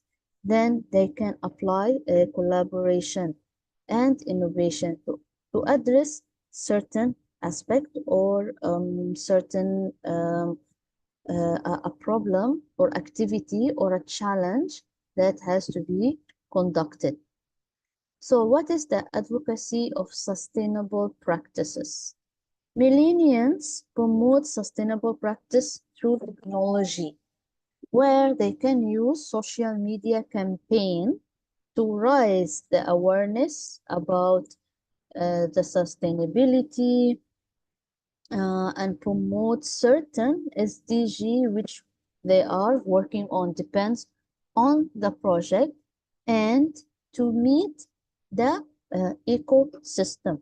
Okay, then we have the innovative solutions from the campaign or based on the campaigns and based on the current state of the technology of or the community. What is needed? Is it a health factor? Is it educational factor? Is it technological factor? Okay, or is it a collaborative? Okay, where all these can be merged. Why? To close the ecosystem. Okay, so the impacts, the startups and social entrepreneurs. What is the impact of the global challenges? So the startups and social entrepreneurs are crucial in addressing global challenges by like innovating solutions that aligns with the SDG goals. Now all the projects has to align with certain SDG, all right? It's not like important how many SDGs, as long as it's a collaboration among SDGs. Okay, so we can have SDG 4 and 9, SDG 3 and 9, SDG 1 and 3. Okay, SDG 1 is poverty, 3 is health. So how can we connect to achieve the ecosystem? All right, so it depends on the project that is proposed to solve certain issue. Okay, so the impact of social media on sustainable development. Social media now is the platform of education, is the platform to get to know the information, the news, communication. Okay, so it is used heavily to campaign projects, to campaign knowledge, and to rapid share information, and to rapid build community for certain project. Now millennials main target is social media to promote SDGs and SDG projects. Okay, now how do you use like the social media engagement to get ahead of your SDG project? Okay, so looking for rapid change, for rapid impact, social media is the platform to be used for this category. Okay, now section 4 is the collaborative efforts for sustainable developments. Okay, so engaging millennials, we have the empowering millennials voice and trust through transparency. So millennials actively involved in decision-making process to enhance the project relevance and ensure that this project has an impact on the community and this project has actually achieved the ecosystem. And also in terms of transparency, how collaborative is this project? How many SDG does it solve? Okay, how many SDGs involved and how are they involved? The main focus is health, education, and technology. Okay, so how is your project achieving those SDG to achieve at the end the ecosystem? which is the target of millennials. Okay, now align millennial ethics. For collaboration, there has to be certain aspects, certain rules and guidelines. So we have the alignment with millennial ethics. So the collaboration should integrate ethical practices and policies for sustainability to achieve the strategies. Okay, and then investment in educational programs. So supporting education initiatives can equip millennials with the necessary skills and the important skills which will be a workforce to prepare to tackle the sustainability challenges and innovation. Then we have the Health and Wellness Initiative, which is a corporation that can be implemented in health programs that prioritize mental well-being, aligning with millennials' advocacy for comprehensive health solutions and enhancing employees' satisfaction. Okay, at the end, also we are looking into the employees' satisfaction. So how do we empower millennials for sustainable change? First, we need to integrate sustainability in education. And then also we need health initiatives for community engagement. And we need technology for innovation. As we have discussed, sustainability in education. Now, how do we use SDG 9 to support SDG 4, which is the education? Okay, what are the applications or the platforms that community or will learn and adapt to enhance SDG 4? When it comes to health, how SDG 9, okay, can improve SDG 3, okay, and the climate change, for example. What are the programs or the applications, and how can we teach the community to be engaged with these, especially the millennials? How they can be engaged with these applications to promote the sustainability. Okay, and then technology for innovation. As we said, SDG 9 is holding all these SDGs together. Now, how can we use the technology to improve social life effectively? So that depends on the project, okay, and the ecosystem to be closed at the end of the project. So millennials have the potential to significantly impact the achievement of the Sustainable Development Goals through their engagement in education, health, and technology and innovation. By using their unique skills, values, and perspective, they can drive the initiative that promote the sustainability, equity, and well-being. So to maximize this impact, it is essential it is important when we do the policy for educators and organizations to engage with millennials' decision-making process and provide them with the necessary resources to create the platform of collaboration to achieve the ecosystem. Okay, so if we do so, we can achieve the collective power of this generation to create more sustainable, equitable universe or world for all the community. Okay, so this is the end of my presentation, and over here, should you need further communication, you can reach me from my email and you can find more information from my Google Scholars, LinkedIn, and ORCID. That's all from me. Thank you for listening. So, whether any question? Okay, thank you. Check sound. Can you hear my voice clearly? Me? Yes, I can.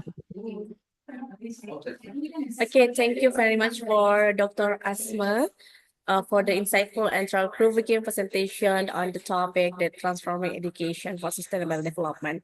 Ladies and gentlemen, Dr. Asma has provided a comprehensive overview of how education can play a crucial role in achieving the sustainable development goals. And the key points that she was highlighting is including the need to align educational strategies with global sustainability objectives and the importance of fostering mindset of responsibility, including also transformative learning experience, commitment to social responsibility, and integrating of technology in learning. And the most important things of her presentation is the role of technology in achieving SDGs, including digital inclusion initiative and data-driven decision making, and also sustainable innovation ecosystem. So, ladies and gentlemen, we now will move to the Q&A sessions. So you may ask your question to the speakers by typing them in the chat room or in the Q&A, and I will read them out loud for you. For two speakers, we're gonna do a panel discussion for two speakers. So, Dr. Malik and Dr. Asma, we already have some questions from Q&A chat room. I will read the first question for Associate Professor Dr. Abdul Malik Iskandar. The question is from Nur Fitin, major in pharmacy. He asking about how can higher education institutions adapt to international challenges to better prepare students for the global workforce. Associate Professor Dr. Abdul Malik, are you still with us? Yes. Thank Okay. you. Got that point? Or should I remind you again? I will read again the question for Dr. Abdul Malik. The question is, how can higher education institutions adapt to international challenges to better prepare students for the global workforce? Yeah. Thank you so much. I think it is a very great question, yeah, and then it is related to our theme, our topics today, how to education institutions adapt, adapt about challenges education. Okay, nowadays, university product of each university must be sure that our education product or our institution product, it must be recognized from whole the world. For example, Megariski University product of education, it must be recognized in university in Singapore, in Malaysia, and the others. So how to of each university to overcome challenge from this problem? Yes, university must make as many as possible partnership in the world, in international, in global, because they must have many information from a policy in global education. So we must learn about university best practices, maybe about research about content of curriculum, and then by many partnership, many collaboration partner, university must and it is very urgent to do exchange of students.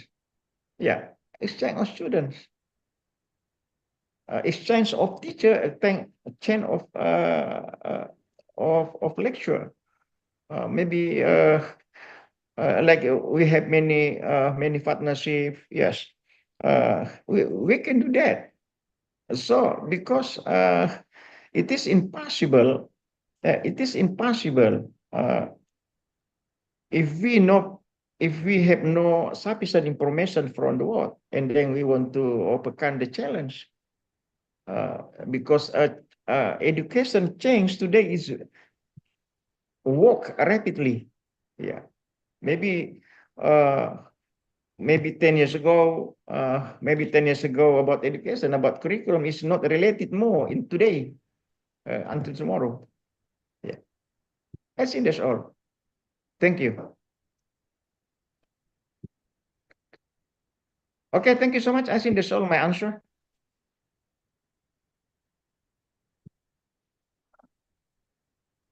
Okay, thank you for Associate Professor Dr. Abdul Malik Iskandar.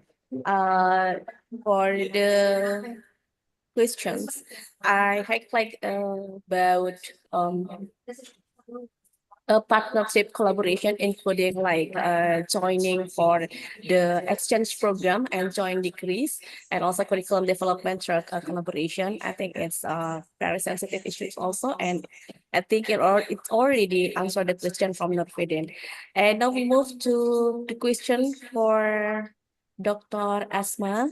Dr. Asma, we have two questions from Muhammad Siddiq Rizky Purnama. His question is about how do educators ensure learners' equity and engagement in quality learning? How can educators ensure learners' equity and engagement in quality learning? Time's yours. Okay. When it comes to the educators, how they can ensure that, like as I have discussed before, even in our university we practice this.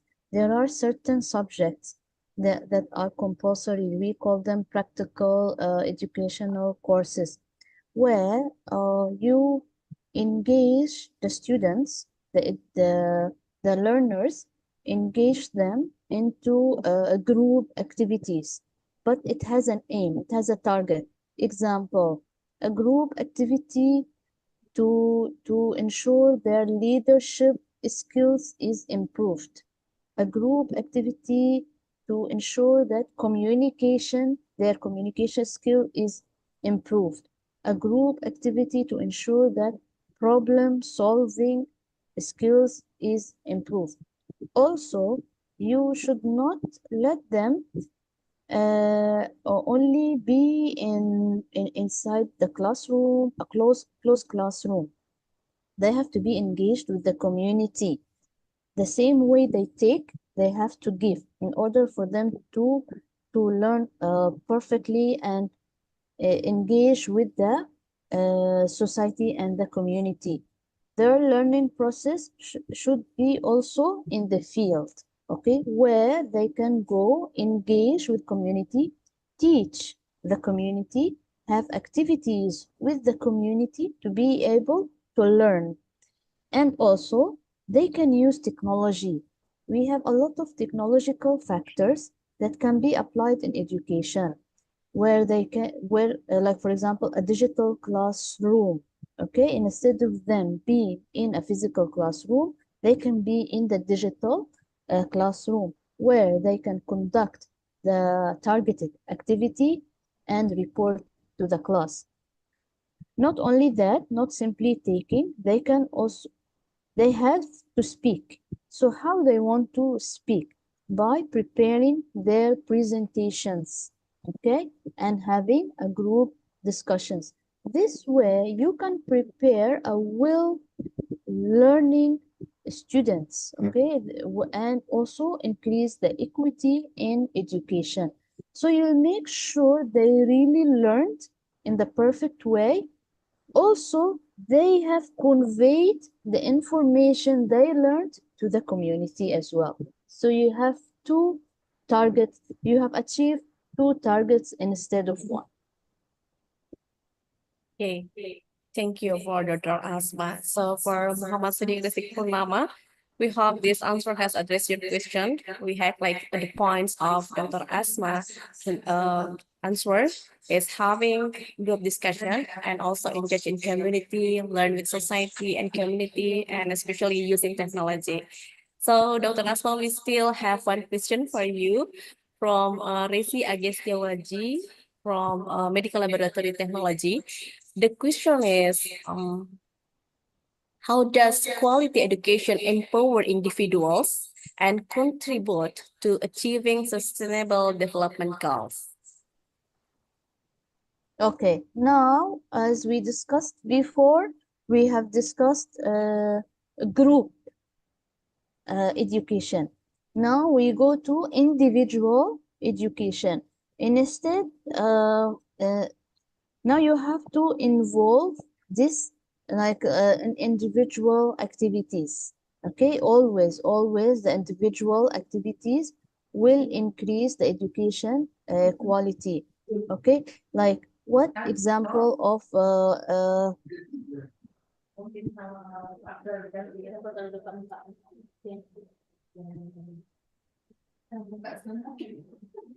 like examples for individual activities for students, we ask them to implement small projects. We don't ask for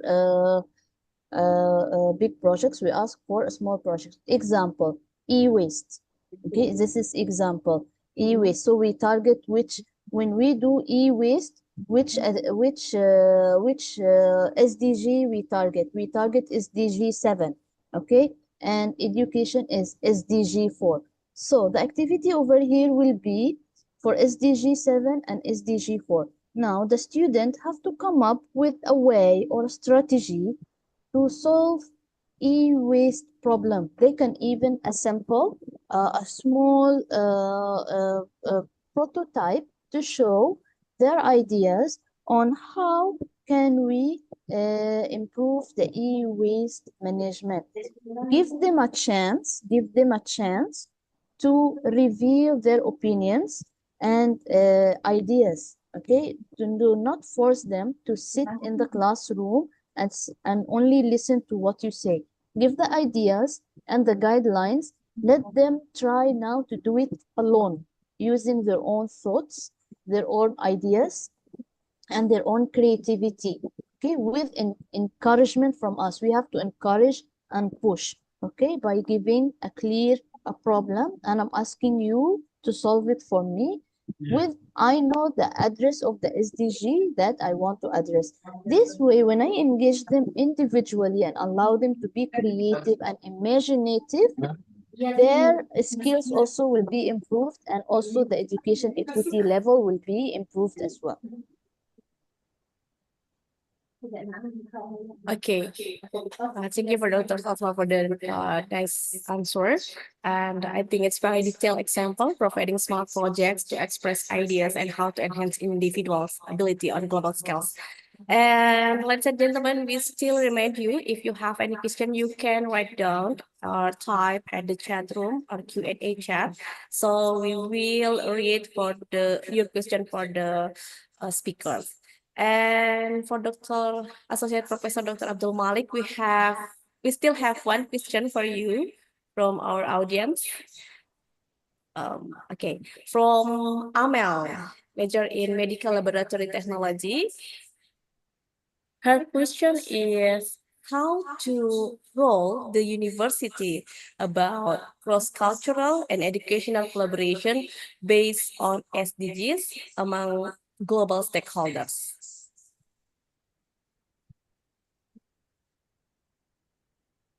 Okay.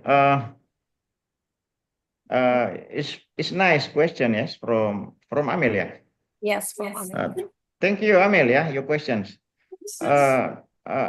If we talk about cross-cultural and cross education and related about SDGs, especially in education, yes, and then among global stakeholders. In my mind, education today is quality education today is navigate. Is navigators. Yeah. Like bridging, yes. Navigate to drive and direct someone to come into the complex city life. Yeah, the complex city life and modern life, and then modern life and complex life. It consists of cross-cultural, cross-cultural, cross-habit, cross-educational background. Now, I have examples in many universities, especially when I was in when I was in US. Cultural, if each university it absolutely different. Like Indonesia, it is not. There is no. There is no. There is no party. Yeah? There is no party out of academic party. But in US, I met students make a party is not related about academic party. Maybe like a drink party and the others. So it's mean that if you are going to so students nowadays, you target for work for your future not only your local your country, but global today is open for all people. Now how to work in global global if you have no information about another countries, another university. And then it is very important to universities or students or lecture make exchange academic activity like community service, like students organizations. Maybe it could be changed. Hopefully students will have more information from abroad universities. Okay, I think that's all. That's my opinion. Thank you. Thank you, Boyka. Thank you. I back to you. Okay, thank you very much for the answer from Associate Professor Dr. Abdul Malik Iskandar. We hope that the participants already got that point. And we still have another question, and this question still to Associate Professor Dr. Abdul Malik. You have many fans today. Okay. So the question is, how can cross-cultural collaboration in education foster mutual understanding and share strategies among global stakeholders to achieve SDG 4, quality education and other related goals. Okay. Culture is communication. Communication is a culture. So it is not necessary to make our culture the same. But the most important of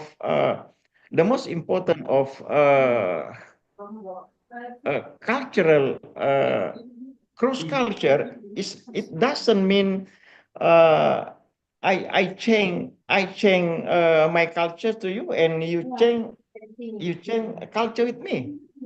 No, I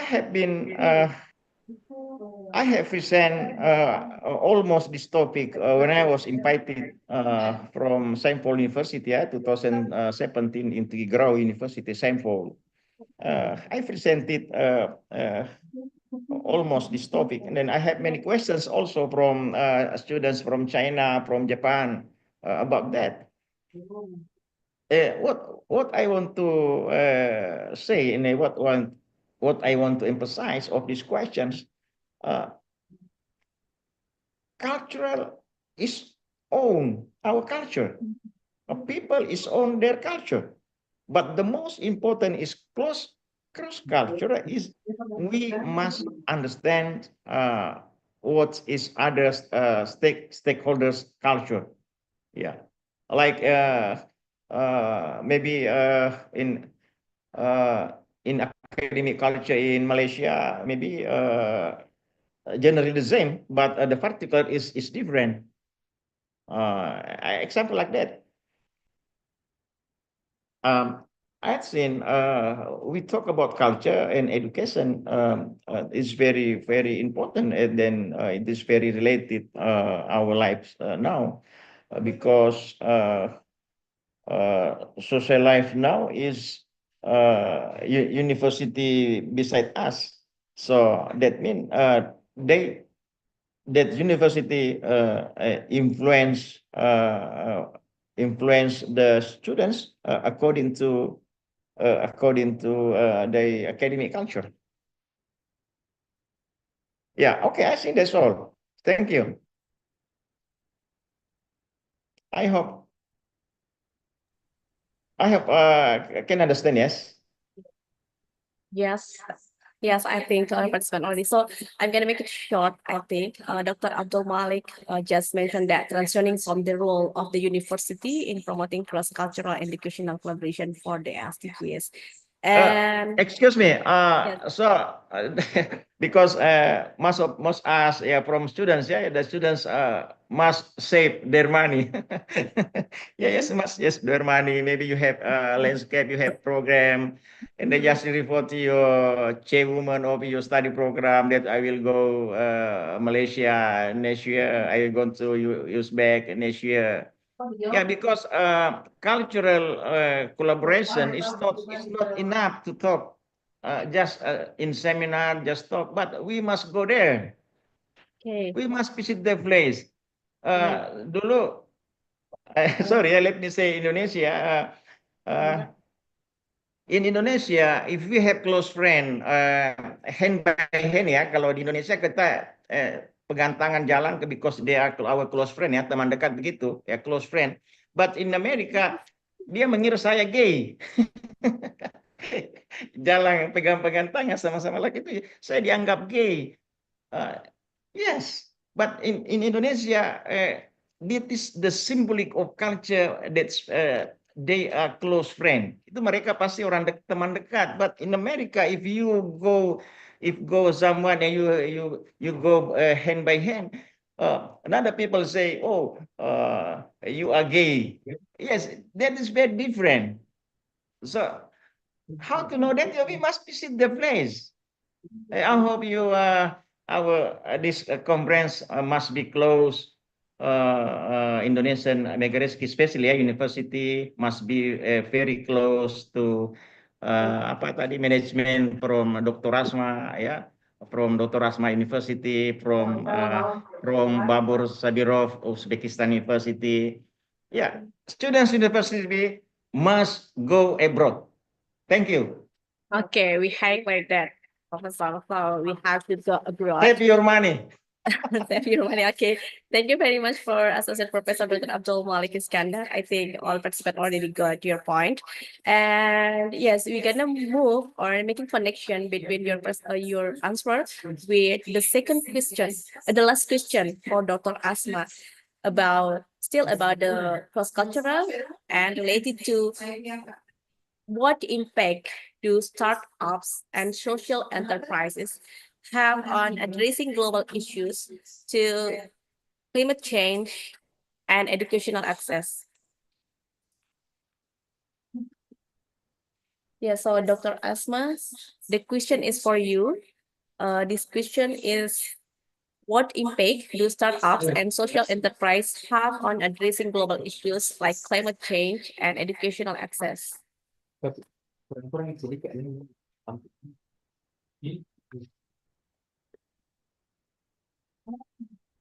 Oh, I think it's still unmute. Could you please? Okay. Okay. Hi. Okay. Can you hear me now? Yes, we Yes. can hear you. Okay. We can- Okay. In terms of the climate change, okay, now first of all, we need to have innovative technology. Okay, now for example, we need when it comes to technology, we have to move towards smart and green. Okay, to minimize the carbons and so on. For example, I'll give you the transportation example, traffic lights and tools and so on. There is always a traffic jam over there, which leads to carbons, which leads to climate change and so on. So how can we, for example, improve this element by implementing a smart transportation management to make sure there is no energy wasted. Okay, and this is when it comes to innovative technology.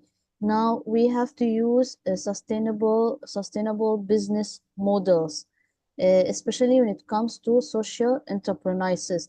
They have to adopt business models that make the sustainability as priority.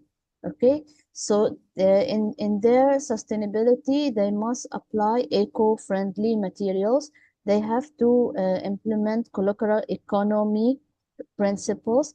They have to reduce waste in their operations. Okay, and they have to go more into digital instead of having like manual. So when it comes to the let's say the community engagement and education, okay, they have to run educational programs. These programs specialize to to distribute and the awareness of climate change, and it has to promote the sustainable practices. How can we achieve the sustainability in the climate change? What are the practices that we have to conduct? Okay, we can use SDG 3 for that. Okay, now SDG 3 can support SDG 7, all right, by implementing courses that distribute the awareness of the climate change and how can we be smart about it. Okay, now we have to go, as I said, we have to invest into green solutions instead of solutions that consume power and create negative climate. Okay, so move towards green. Beside that, educate the community on how to be green and how to be smart in utilizing the technology and the energy. So it goes both ways.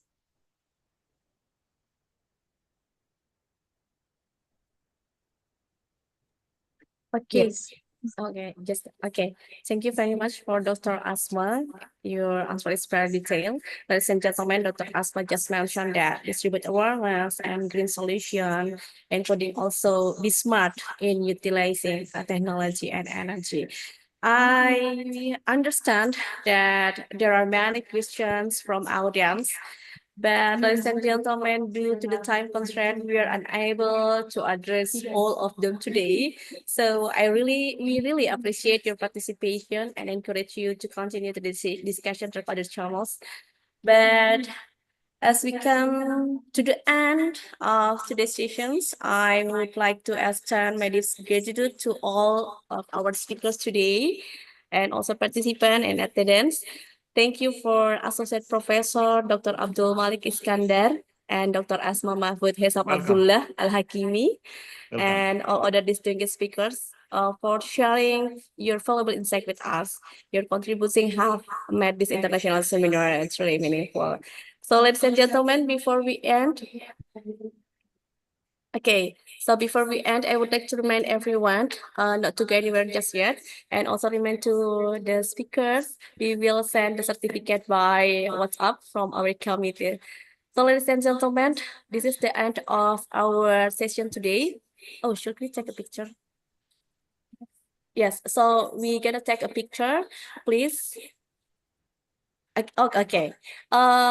Maybe for the next session, the Master of Ceremony, Miss Azalia, will continue this opportunity to move to the next session. So I'm Eka. Thank you very much. Thank you very much, Miss Eka, for the amazing panel session one. Before we go through the next session, I would like to invite all the participants and also the keynote speakers to turn on your camera because I want to take a picture for the this panel session one. Please turn on your camera. Look at your camera in front of you and say smile. 3, 2, 1, smile. Again, 3, 2, 1, smile. Thank you very much. Okay. Okay. Thank you so much. Thank you very much once again for the valuable and interesting knowledge from the two keynote speakers. But before we go through the next panel session, I want to say welcome to Professor Dr. Bobur Sobiro, PhD. Welcome, Professor, from Samarkand Institute of Economics and Service, Uzbekistan. Assalamualaikum warahmatullahi wabarakatuh to everyone. Waalaikumsalam. Bisa dulu kita sapa-sapa ya, ini. Happy to see you and hear your voice here, sir. Yeah. Thank you and hi to everyone from the place where Imam Al-Bukhari was born, is Samarkand. The city which has 3,000-year history, and there are many medievals that all Islamic religional background scholars and researchers know. I am happy to join on this conference and I am following all speakers' presentation and it's going to be very interesting and hot and it's visible from the questions and answers by Dr. Abdul Malik Iskandar and Asma Mahfoud. Yes, and I am very interested to join on this program. Thank you for invitation. Thank you, sir. Welcome again to the ICHEST 2025 of Megarth University International Conference. Hopefully, one day we will be having what is that? Invitation or maybe have a time to go through your country then, so we can learn more about what you're saying. Yeah. It is an Actually, it's interesting possible. part. Yeah. It's possible Now we will because end. I have already tour company and hotel business in Uzbekistan. Actually, you are invited, all of you, for free to join here. As Dr. Abdul Malik Iskandar said, when you visit place, then you can understand what kind of Yes, SDGs implemented, yes. mashallah. Otherwise, it will be just virtual.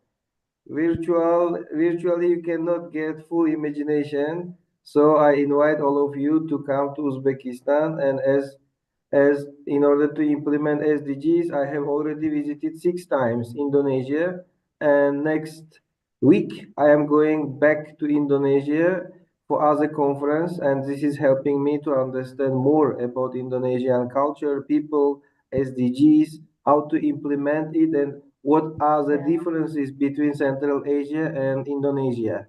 I hope that you will also come to Uzbekistan and Central Asian countries. Okay, yeah, Uh, we will Sir, hope that sir, we have a sir, chance to go dikit, there. dikit dulu ya. Uh, Assalamualaikum, Babur Sabirov. Waalaikumsalam, Professor. How are you? Yeah, okay, fine. It's nice to meet you. Nice to hear Uh, you. how far is it? How far do you live from Funeral from tadi Abu Hurairah ya? Abu Hurairah. Is it nearby you? Al Bukhari place. Al The Bukhari airport place. for the Abu funeral. Hanifah. Al Bukhari place is very near to me. It's just 20 minutes. Masya Allah, luar In my biasa. city. In my Your city there city? is in my city there is Imam Al Bukhari place, Al Maturidi place, and there are so many walis stay in Uzbekistan and Central Asia. For that reason, I organized a tour company to bring Indonesian people to Uzbekistan to show all of this. Okay, I insya Allah organize. ya. I will write you on WhatsApp and invite all of you to come to Uzbekistan. Okay, thank you so much. Invitation. Yeah. Welcome. Hopefully, Mega Reski will be there, and then buy like this one. I think, according to my friends, it's too cheap. Yes, Yeah. Too cheap. it's very high quality. Yes. Yeah. Thank you. Okay, thank you. Yeah, thank you, Professor Malik. Thank you, Professor Bobur, for the warm, welcoming uh, conversation. Well, now we will enter the second panel session with the keynote speaker from Professor Dr. Babur Sobirov, PhD from Samarkand Institute of Economics and Service, Uzbekistan, and also from Professor Dr. Aisa Nafisa Bahechik, PhD as the Dean Faculty of Health Science, Department of Nursing from Istanbul Sabahattin Zaim Universities of Turkey. Hosted by the Mr. Alfian Rahim, as a lecturer at the Faculty of Nursing and Midwifery, Megadisky University. So, ladies and gentlemen, without any further ado, please join me in welcoming our standing moderator, Mr. Alfian Rahim. The floor is yours, Mr. Ya, thank you. Bismillahirrahmanirrahim. Assalamualaikum warahmatullahi wabarakatuh. Good morning, ladies and gentlemen. Welcome to the second International Conference of Health, Education, Economics, Social, Science, and Technology 2025. I am Alfian Rahim. It's my pleasure to be the moderator for the second panel session. And before the presentation begin, let me tell you how the conference will be going on. Firstly, Professor Dr. Babur Sobirov, PhD, will present the material for about 30 minutes with the topic about integrating social economic development with sustainable development goals. Following that, the session will be continued with question and answer session. We limit 3 questions each speaker. After Professor Dr. Babur Sobirov's session and the session will be continued with another 30 minutes presentation by Professor Dr. IC Nevise Behcicik, PhD. And we will present the material with the topic about health and technology. Following that, the session will be continued with question and answer session. And I will remind the speakers 5 minutes before the time ends. Before we get started, I would like to welcome personally the first guest speaker today, Professor Dr. Babur Subirov, PhD, who has connected with us. Hello, Professor Subirov. Good morning from Indonesia. Good day, good day. Thank you, Professor. It's my honor for us to join with us today, and Professor Dr. IC Nevisi Besicik, PhD, will join with us later on. Ladies and gentlemen, let me briefly introduce our speakers. Professor Dr. Bobur Subirov, PhD, from Samarkand Institute of Economic and Service, Uzbekistan. He graduated with a Bachelor of Tourism from Samarkand Institute of Economic and Service, Uzbekistan in 2015, Master of Tourism and Hospitality in 2017, and PhD on Economics from Samarkand Institute of Economic and Service, Uzbekistan in 2021. Currently, he is an associate professor at Tashkent State University, Economic Samarkand branch, and also supervisor on master student, Silk Road International University of Tourism and Culture Heritage. And some of his significant publications included development of demand on tourism services over innovative economic advancement condition, innovative development of tourism in Uzbekistan in American Journal of Economic and Business Management. The concept of tourist economic zone case of Uzbekistan for scientific news in an international scientific journal, and some research grants included implementation of up-to-date experience of the world in the tourism sector of Uzbekistan with the current innovative technologies and adjustable suggestion case of Uzbekistan academia in an international multidisciplinary research journal. And some professional award in his field included the best keynote speaker in international conference 2023, Young Scholar of Department 2023 at SBTSUE, leader on citation of the Google Scholar as University, top businessman of the year as a Samarkand district, and honor teacher of the year, Silk Road International University 2023. Well, Professor Bubers, are you going to present your PowerPoint by yourself? Yes. All right, without further ado, now allow me to welcome Professor Dr. Bobur Subirov to present the material of integrating social economic development with sustainable development goals. For about 30 minutes, time is yours. Okay. Can I start sharing my screen? Is that okay? Yes, Professor, you can present your PowerPoints by yourself. Okay.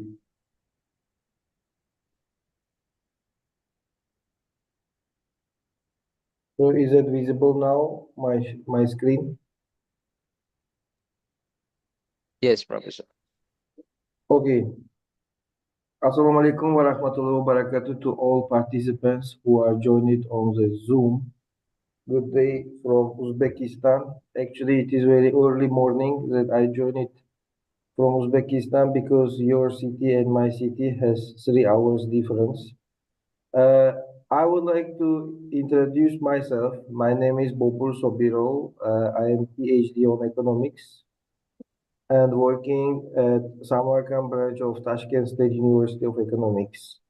I am also representing program Silk Road Research Network and World Class University. So our university has MOU with Makassar universities, with let's say Jakarta universities, Sidoarjo and Surabaya universities. But if any of you would like to make collaboration with Central Asia, you can contact with me, and I am person responsible to make MOU and implementation of the MOU between universities of Central Asia and Indonesia. But if any from other countries like Turkey, Malaysia, and so on, I am ready to make partnership. So my today's topic of presentation is integrating socioeconomic development with sustainable goals, and I would like to give some examples from pathway to sustainable and inclusive future from the Central Asian cases. So in Central Asia, if you search from Google, you can check that there are 5 countries: Uzbekistan, Kazakhstan, Kyrgyzstan, Tajikistan, and Turkmenistan. These 5 countries nearby, and we call them like Central Asian countries. So as you know, Sustainable Development Goals, they have set 17 interlinked global goals by United Nations, and it is like a part of agenda for 2030 for Central Asian countries. They have implemented some points in order to make follow United Nations SDGs. Like you can see on my slide is no poverty, zero hunger, good health and well-being, quality of the education, gender equality, and so on. You can check all of them. And we are in Central Asia following all these steps and making separate program. The difference in Indonesia and in Uzbekistan is that we have done these points according to the government level, and we have introduced for each point a separate program until 2030, and we are working now to make a progress, to alleviate issues, to make some kind of support by government and individuals in order to implement points of SDGs in Central Asia, including my country, Uzbekistan. So, aligned national strategies with SDGs, we have implemented, as I said, new policy and structure by government in order to integrate SDGs in national development plans.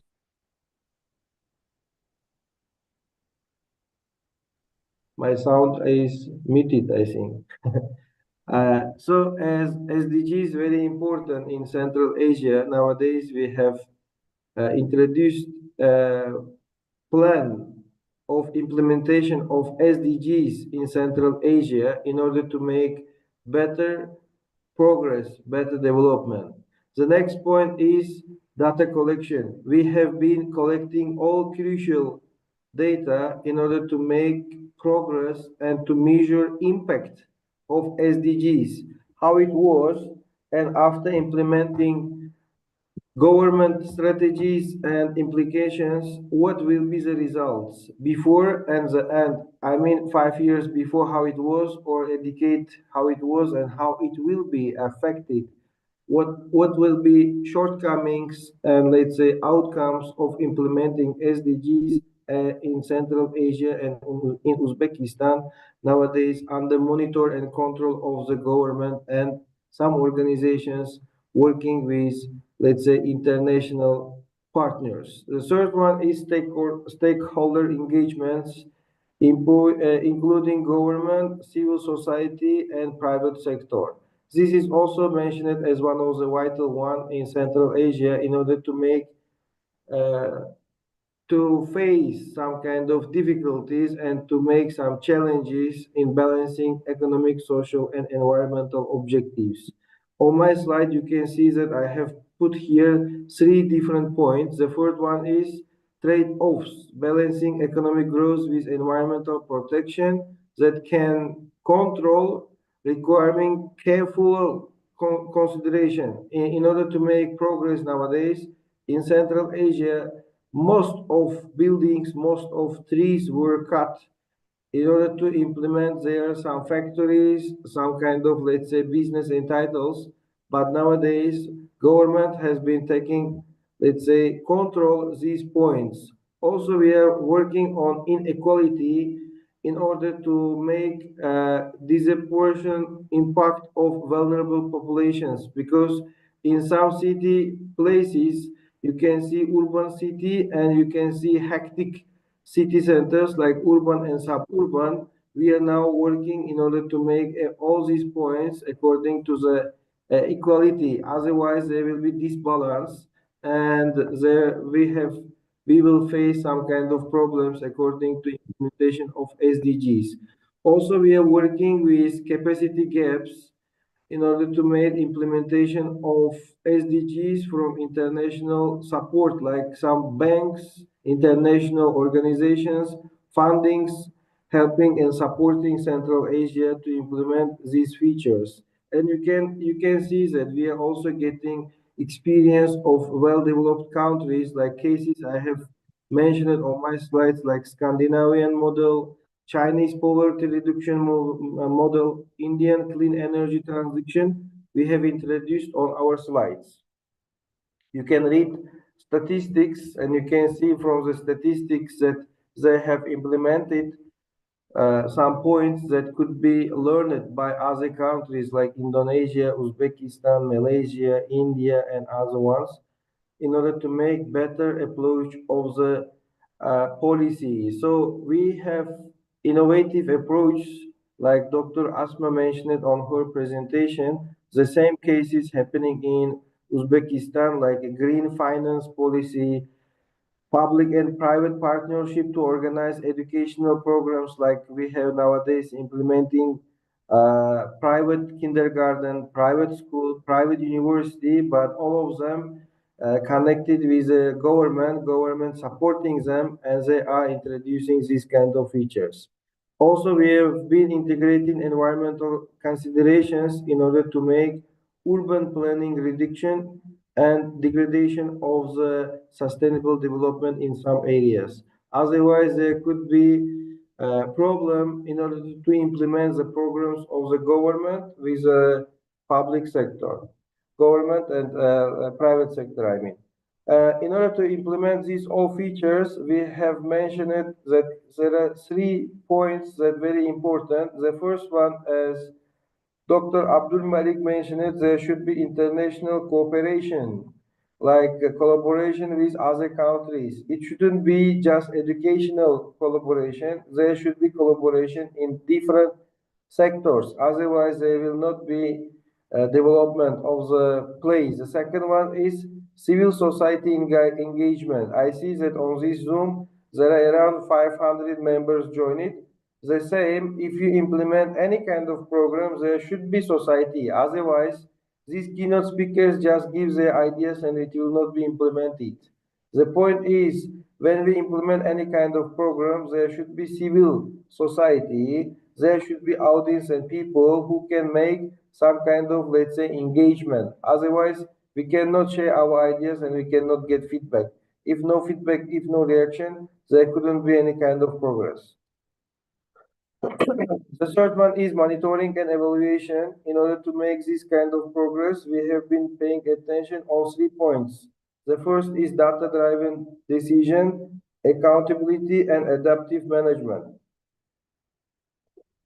In order to implement these points, we need to regulate monitoring of SDGs, indicators of SDGs for period of time. It could be for long and short-term period.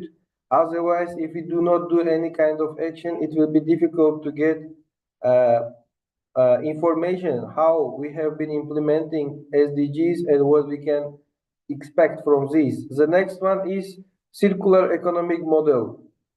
In Central Asia, we are now using, for example, recycling and resource efficiency like production, consumption, recycling, and raw material. It is done already in Indian case, in Central Asian case, but previously we haven't been doing this one for short period of time. But after making partnership with our neighbor countries, we have been getting information to make, let's say, this kind of implementation in Uzbekistan.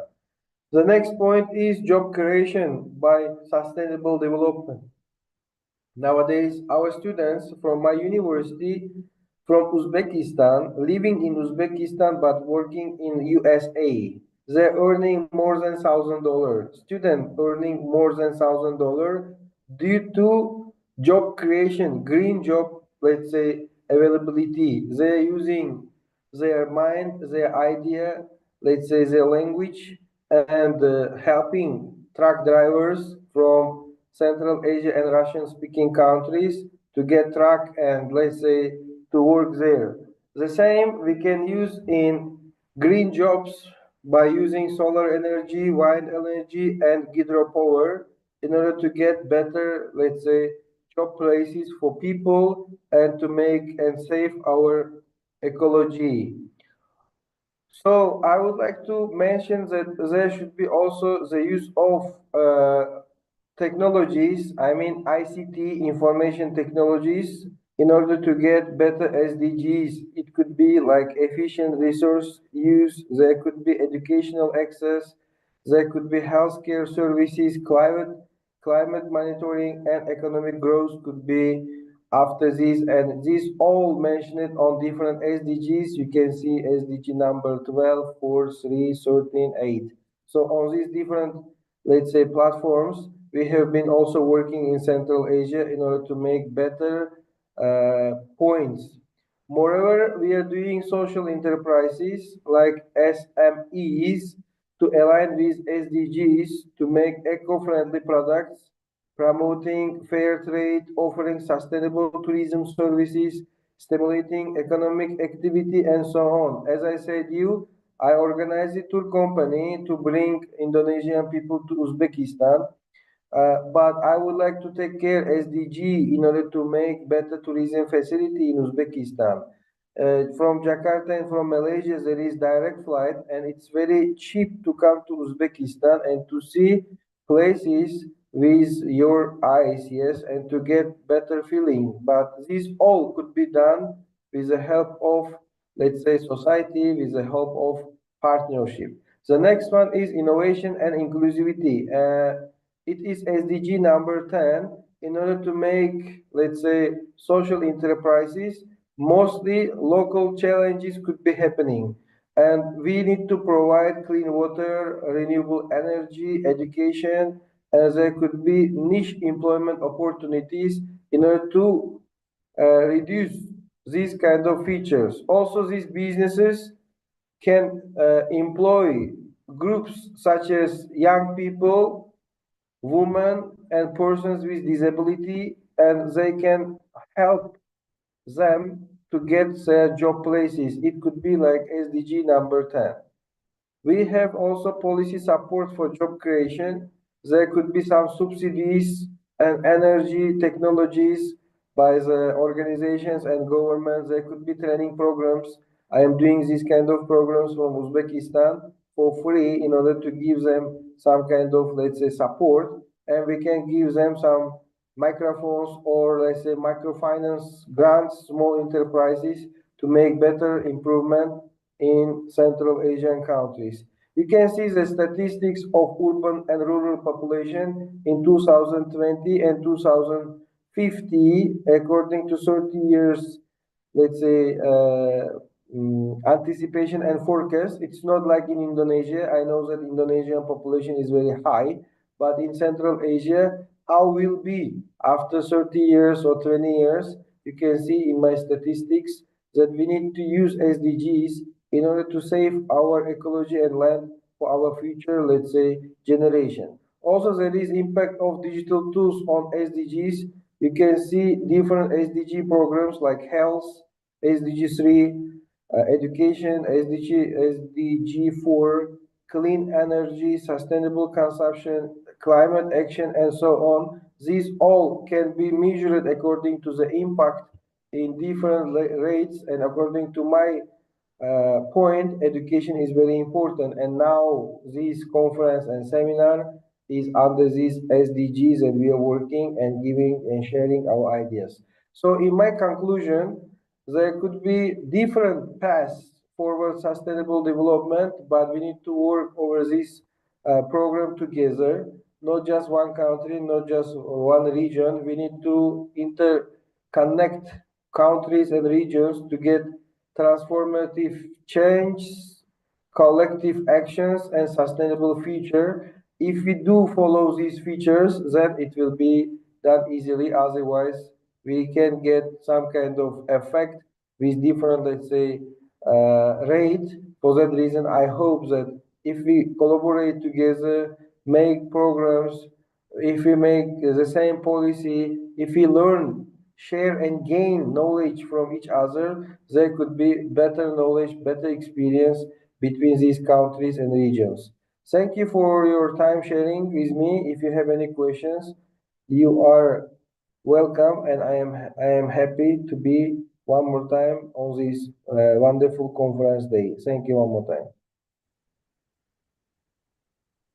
Yeah, thank you very much, Professor, for giving such an informative and interesting presentation. All right, we move to the question and answer session for the participant who want to ask. Please identify yourself with your name and where you from and to whom is the question should be addressed by writing your question on the text box. Thank you.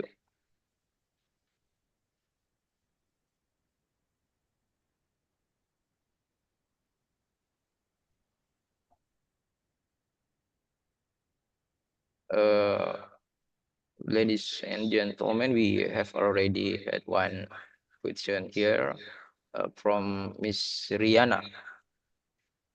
How can we enhance the role of education in promoting sustainable development goals? Yeah, actually, can I answer? Yes, Hello, can I I will answer? repeat. How can we enhance the role of education in promoting sustainable development goals? Yeah, yeah. Actually, already education is one of the important feature to promote and develop SDGs in different regions. But mostly education could be not accessible for some people. Some of our young people not studying and learning, maybe due to disability, maybe due to finance, maybe due to their knowledge, and they are working in different places but not having time to go to university and educational places. So educational programs could be more from TV, could be more from internet, and could be accessible in order to make promotion of SDGs from different, let's say, means of mass media. If we use these kind of features, then most of people get idea about this. I shared my programs on chat of the Zoom. You can see that we have implemented program between universities in order to bring new programs to each other. Imagine in Uzbekistan we have a program about SDG that is not available in Indonesian university. So we can implement this kind of program from Uzbekistan to Indonesian students by the collaboration, like international collaboration. But this all, I would like to say, should be free accessible and could be free and not should be just offline or online. It could be done in different moods. Yes, it could be hybrid, it could be from TV, as I said, it could be paper based, and by that, these educational programs, educational, let's say, knowledge could easily help us to implement different SDGs in different regions. Thank you for your answer. I hope that I have already given enough explanation about your answer. Next question, please. Yes, thank you very much for the answer and for the participant who had asked. We hope you get the points. And the second question come from Asila asking about could you more elaborate the role of technology can play in accelerating and integration of social and economic development with the SDGs? Hmm. Yes, yes. We have implemented in case of Uzbekistan, we have implemented ICT, or we can say information communication technologies in order to get better understanding of SDGs and social economic impact of people. If we do not use information technologies, we cannot generate people's idea, feedback, information. We do not get statistics. For that reason, we always use it in order to get ideas in order to implement, let's say, some points to get alleviation, some issues, problems of the society. These technologies will help us a lot to make better, let's say, understanding of people. By technologies, we can provide them information what we would like to implement as SDG in different regions. Otherwise, it will be difficult to get use, let's say, our ideas and features of SDGs in different regions. Moreover, these tools can teach people, can give information how they can use and improve their region by using of SDGs. And this all will be very important, but in some cases, countries like Indonesia, could be India or other Chinese, let's say, companies or countries have been using more IT technologies because they are already improved their method of implementation. But in some cases, other countries need these technologies. That technologies should be share it, should be, let's say, explain it other areas so that these countries can also use the same kind of technologies to improve the SDGs and the role of social and economic impact of SDGs in the regions. Otherwise, it will be a little difficult. Thank you. Yeah, thank you very much for the answer. And the third question came from our student. What is our role as a student in integrating social economic development with sustainable development goals? Yeah, any person is very important. Student, professor, let's say teacher, it doesn't matter. Students can also help us to generate, let's say, ideas. The first is, as I said, you job places. We can generate green job places with students. We can generate some ideas with students, and students can help us as a part of society. Students can help to improve and implement SDGs in different regions. And by the help of the students, they can easily understand as a future, let's say, generation of the country, they will get idea from their young ages. Uh, as I let's say memorize in our young ages, there were no ideas about SDGs because there were no so many issues globally. But now United Nations and countries paying much attention to implement SDGs. So students or young people even can get imagination that they could be part of the region and part of the program, and they can implement the ideas, they can teach, they can show up, they can experiment, let's say, all these factors and help others to be, let's say, part of the program. Also, if they join on these, let's say, programs, there was a question by one of the member, what do you think about a person without making experience doing PhD? That was a question. Means that if they join on this program, they will get better understanding of the problem, and then they can implement in their next, let's say, life jobs, life learning programs like master degree, PhD degree, or if they go to any other factory or any other job, they will get imagination from early ages. Otherwise, it will be very difficult to get idea of SDGs. And it will be very important if we involve students from early ages on these kind of programs, and if we teach them, that is very important for our future life. Thank you. Yeah. Thank you very much for the answer, very detailed and comprehensive. And for the fourth question came from Mr. Jalal asking about how geographic factors and socio-economic conditions influence the progress and challenges faced in achieving Sustainable Development Goals 13, climate action. In your region, in your response, evaluate specific example of how these influences manifest in local policy, community resilience, and environmental sustainability effort, and what innovative strategies could be implemented to address these challenges effectively. Very good question because Uzbekistan is located where there is no water like in Indonesian case. In Indonesia, you are located in the middle of the ocean and you have water, yes, access to the water, access to the port.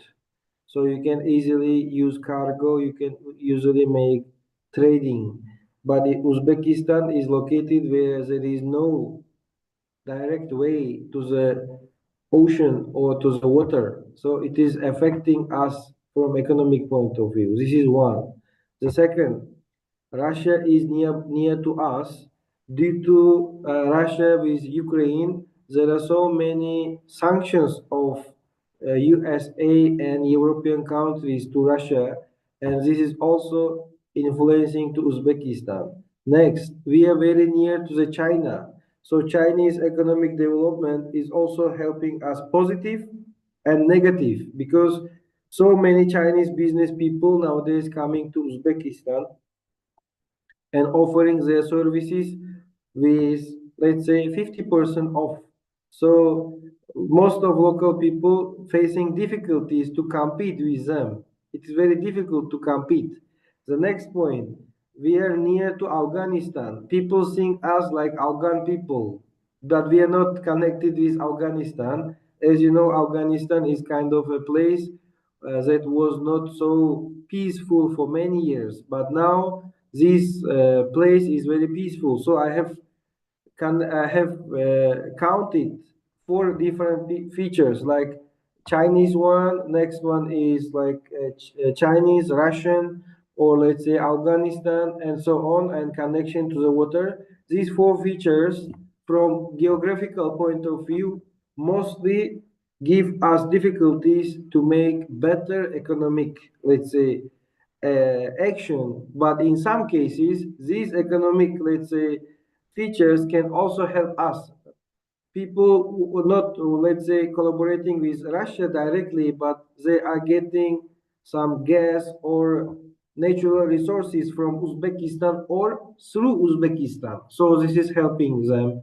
Next, we are connected to the China, and China bringing us so many items that is not so expensive, so people can easily work with Chinese people and so on. So these geographical points can help us to implement innovative, let's say, SDG platforms in our region in order to get both advantages, and in some cases this location can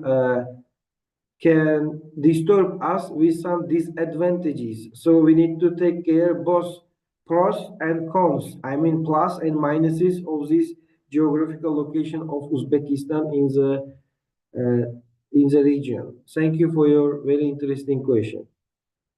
Yes, thank you, Professor, for the answer, very comprehensive.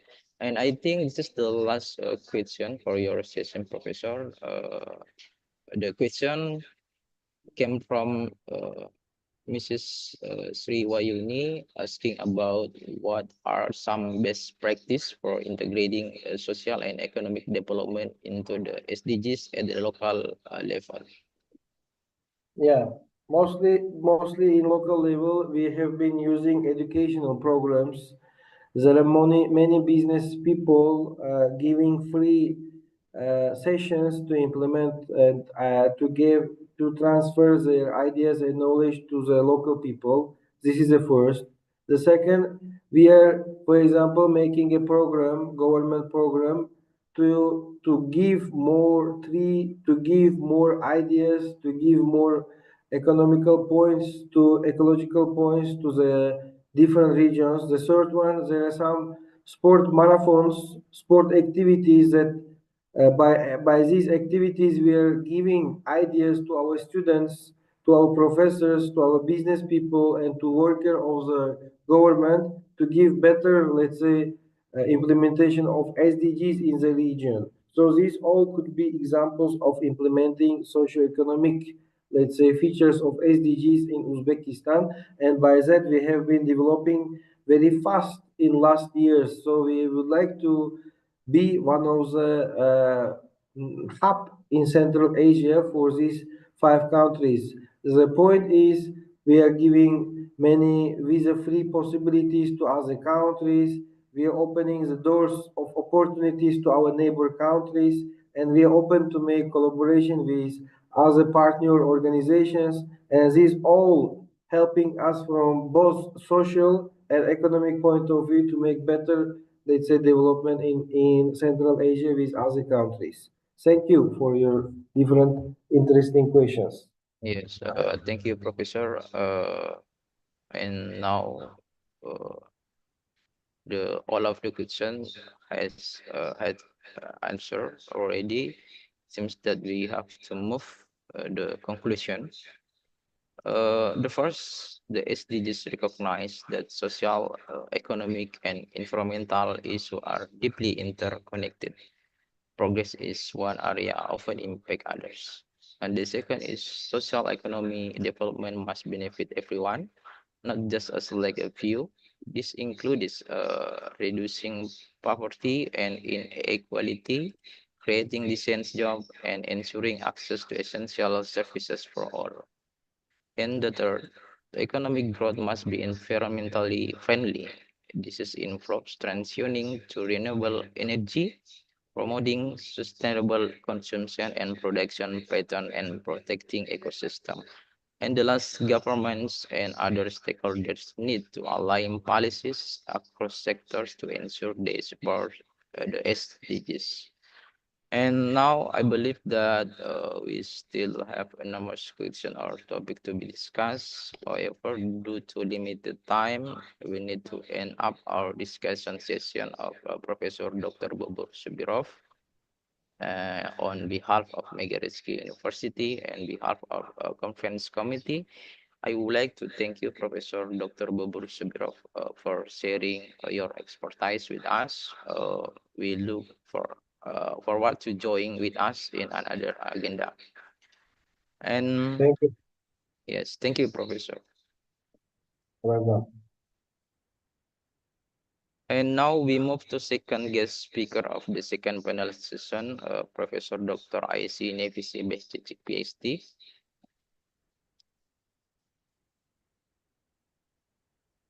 Hello, Professor.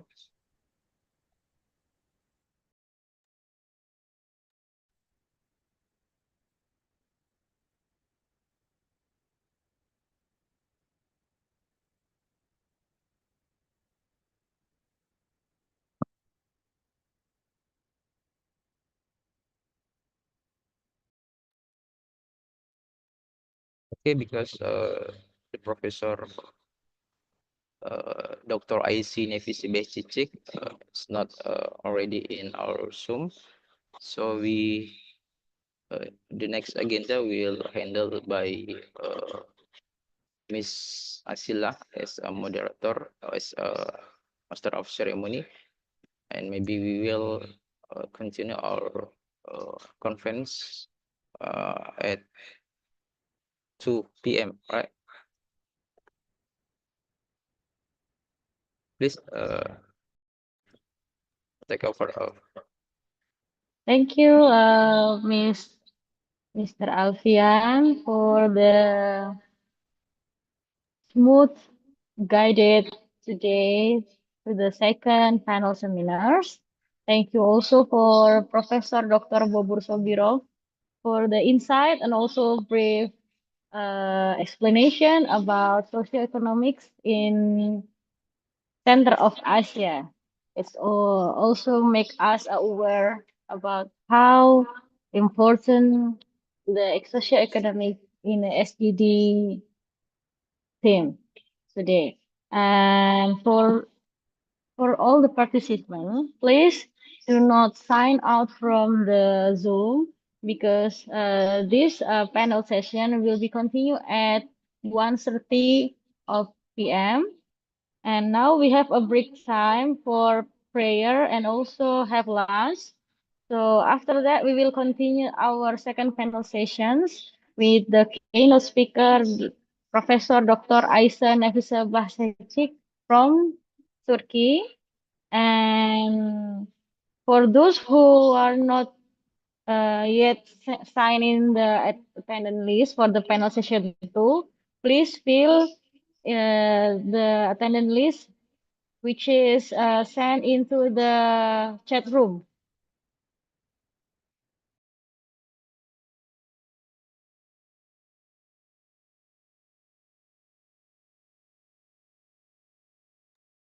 Okay, for the participant, you can check.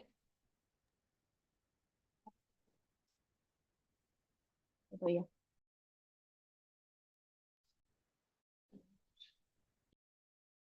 Okay. Okay, for the panel 2 with Professor Bobur Sobirov, can all the participants open your camera? I would like to guide you to take a picture together. So we will have the memorable moments here. Okay, see straight to your camera. 3, 2, 1, smile. Again, 3, 2, 1, smile. Thank you very much, Prof. Bobur Sobirov and also Nurse Alfian. Thank you very much. And see you at the 1:30 p.m. after a break time for prayer. See you later. Bye bye. Thank you so much. Thank you. Thank you. Thank you, Thank you so Prof. much, Prof. See you. See you. Bye. Bye. See you very soon. Yes.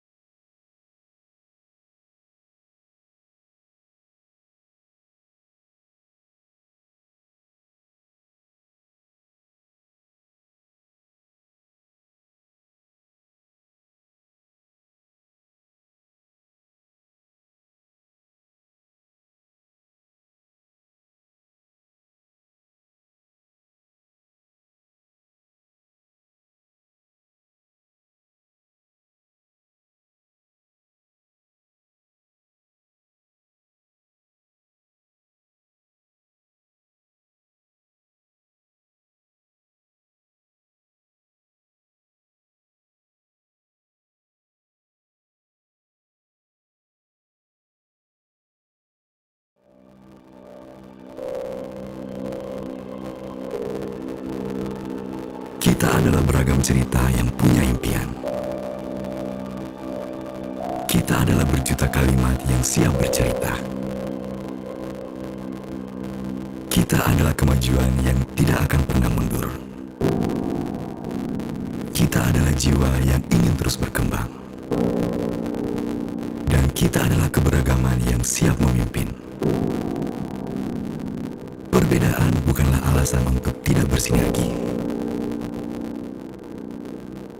Karena masa depan butuh banyak perubahan.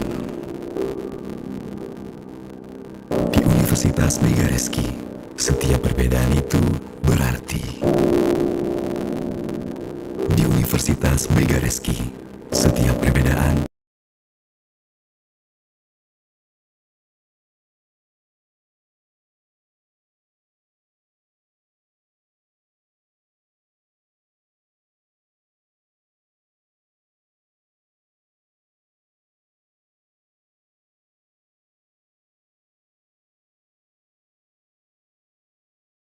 kata ayah,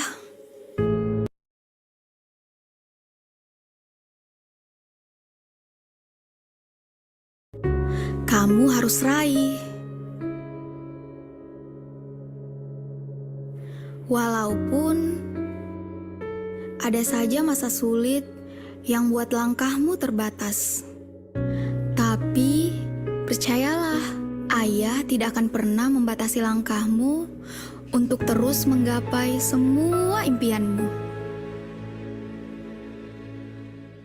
Hari ini, waktu terbaik yang kita miliki adalah ketika kita terus mengasah diri untuk terus berkembang. Melalui inovasi-inovasi yang hadir, kita bisa mewujudkan semua impian kita. Universitas Megareski adalah jalan terbaik yang kupilih. Belajar, bertumbuh dan berproses untuk menggapai prestasi. Karena Universitas Megareski, masa depanku jadi lebih berarti.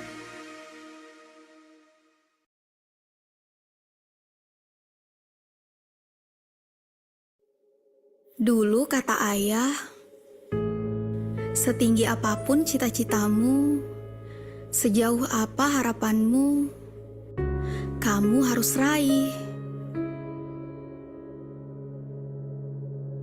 Walaupun ada saja masa sulit yang buat langkahmu terbatas. Tapi percayalah, ayah tidak akan pernah membatasi langkahmu untuk terus menggapai semua impianmu.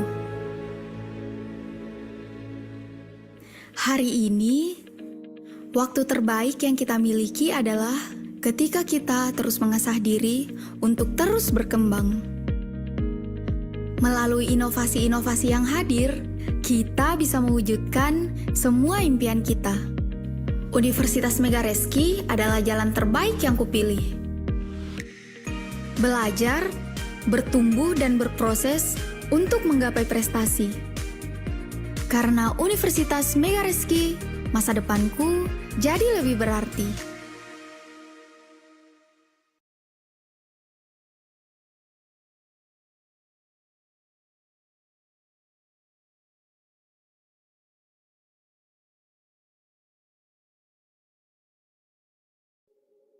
Dulu kata ayah, setinggi apapun cita-citamu, sejauh apa harapanmu, kamu harus raih.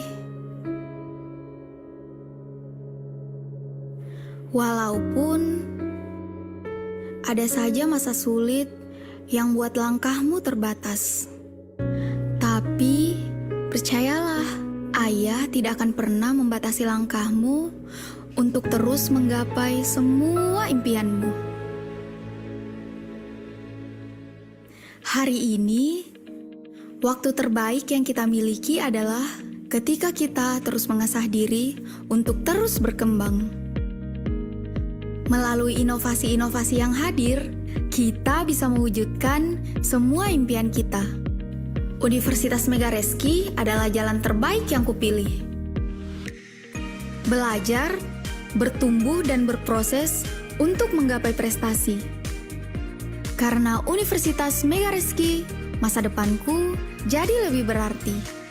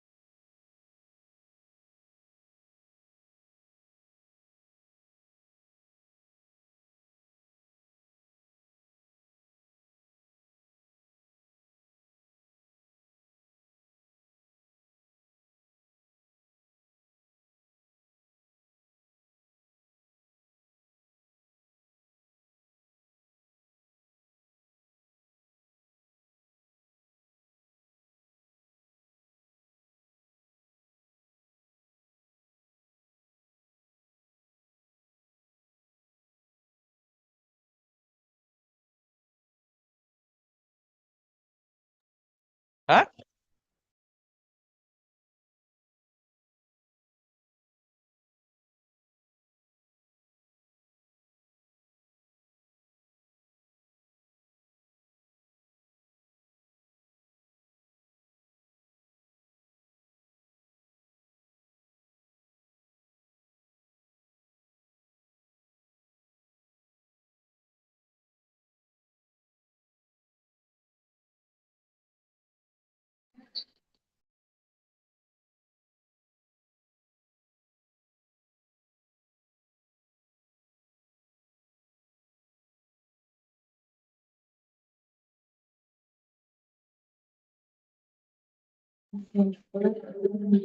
Good afternoon, participant. I want to inform you due to the technical problems, and the last speaker will be at the room around 3 p.m. So if you have any other agenda, you can continue it. And also, please don't leave the Zoom room. Thank you very much and see you at 3 p.m.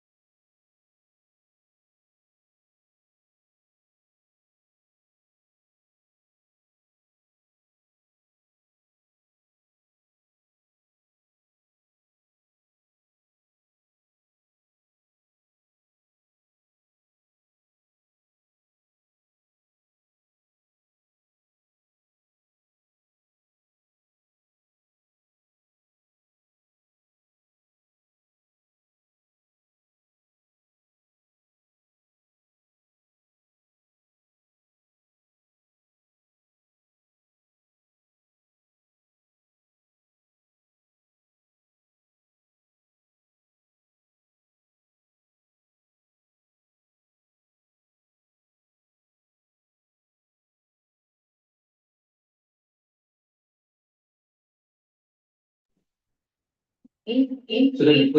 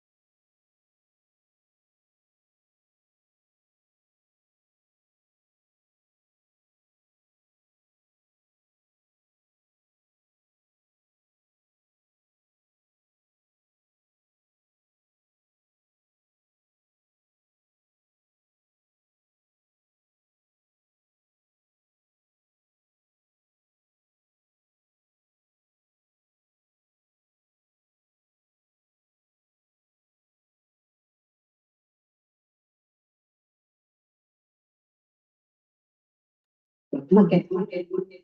Excuse me from Prof. Isa. I want to add you to the panelist list to the room. Please accept the request that appears to at your screen. Yeah, good. Okay. Thank you, Prof. Okay. Well, welcome back to the second International Conference of Health Education, Social, Economic Science and Technology, ICHEST 2025.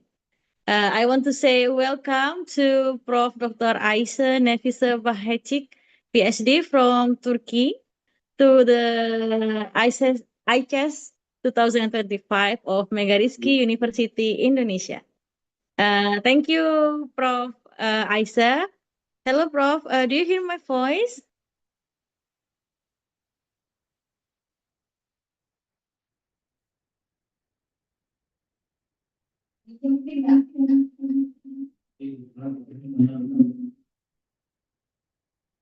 Prof. Ayşe, are you with me?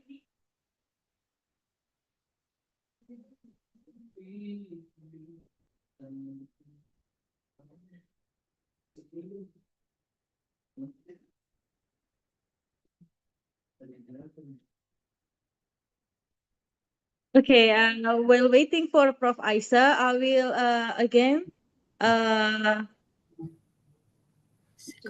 introduce her. She is as Prof. Ayşe, are you here? Are you with me?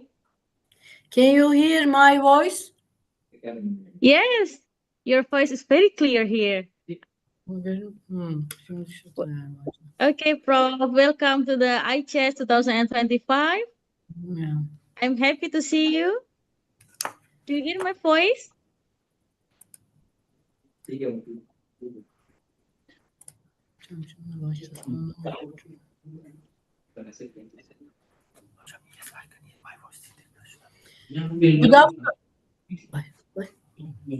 afternoon. Good afternoon, Prof. How are you today?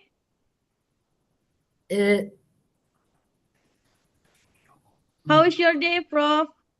At Turkey? Good afternoon, distinguished guests, dear colleagues and friends. I'm sorry, Prof. Can you say it in English? Sorry, but there is no video right now. We cannot see on our screen. Is there a problem? Okay. The set screen. Okay, Yeah, wait. right. There is a requested on your screen.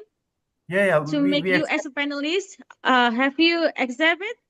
Yeah. We accepted.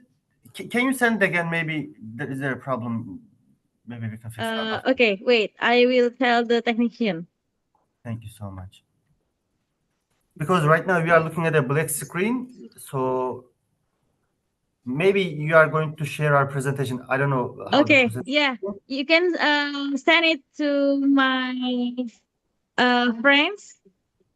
Yeah, the material we have it. Yeah, we send it. We send it on Friday, if I'm Yeah, not mistaken. yeah. Okay. Are you ready to present your material? We have your material here. So we will present the material by screen and you will explain it, your material. Yes. Are you going to Uh, forward or backward, or we are going to do from here?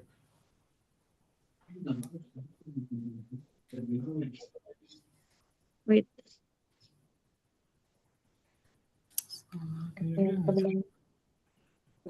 No, you don't have to share screen from your computer. We have it here. Okay, thank you so much. Okay, yes. If after you share, inshallah, professor will start, inshallah. She's waiting for the presentation. Okay, I will say again, welcome to this ICHEST conference, Professor Isaac Mahesik from Turkey. And now I will Thank you. call, yes. How are you today, Professor? I am fine. Oh. How are you? Yeah. I will call my friends, Mr. Alfian, who will be the moderator of your panel sessions. Mr. Alfian, can you join with me? Yeah. Yeah, okay. Okay, Mr. Alfian and Professor Isa, time is yours. Please present your panel session. Good afternoon, distinguished guests, dear colleagues and friends. It is my great honor and privilege to welcome you all the afternoon session of the Congress. I hope you have had enriched Congress full of inspired discussions and inspiring ideas that highlight the transformative role of the technology in shaping the future of healthcare. As we gather here this afternoon, we stand the intersection of two dynamic fields, health and technology. This intersection has revelates a way we prevent, diagnose, and treat the disease, creating unprecedented opportunities to make healthcare more personalized, accessible, and effective than ever before. But with these advances come new challenges, ethical dilemma, security concern, and the need of the bridge the digital divide. Thank you for being here today and contributing valuable insights to this important Congress. Thank you for your contribution to my participation in the Congress. Best regards. Huh? Hello, Professor. Yes. Uh, could I just interrupted you? I would like to introduce you first. After that, you will present your material. Thank you so much. Yes. All right.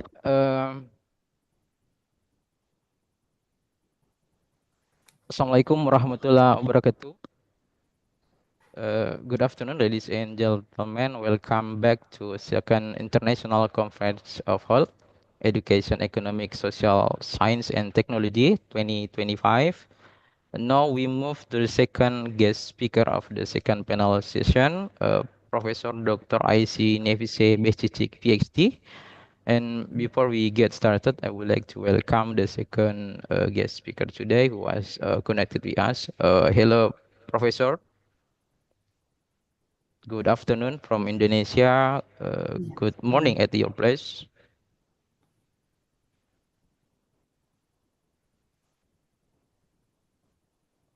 All right. We are very happy to have you in this conference today, ladies and gentlemen. Let me briefly introduce our speakers, Professor Dr. IC Nefisi Behçecik from Istanbul Sabahattin Sem Universities, Turkey. He graduated with a Bachelor of Nursing from Istanbul University in 1975, a Master of Nursing in 1984, and doctoral in nursing from Istanbul, Turkey too, in 1993. Currently, she is a Dean Faculty of Health Sciences, Department of Nursing, in Istanbul Sabahattin Same Universities, Turkey. And there are some of his significant publications included the relationship between social support and self-efficacy in patient receiving hemodialysis treatment, and evaluation of self-care ability and spiritual care needs in patients undergoing hemodialysis, and many more that I could not mention all of them. In list there are 42 publications, and some professional award in his field included best research,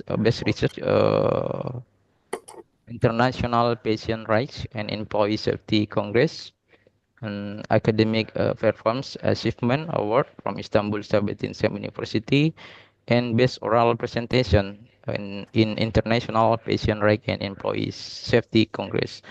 Some of her books included Basic Approach to Value and Care in Nursing, and Management in Nursing too, and then Basic Gerontology, and the last one is Leadership Role and Management Function in Nurse. And we will have 3 minutes, Professor, to present your material. Time is yours.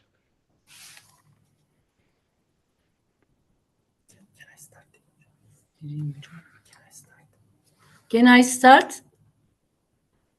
Yes. Yes, Professor. Please.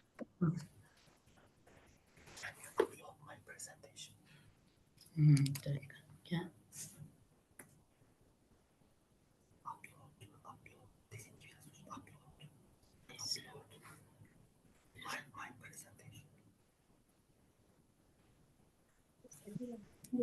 Can you highlight my presentation?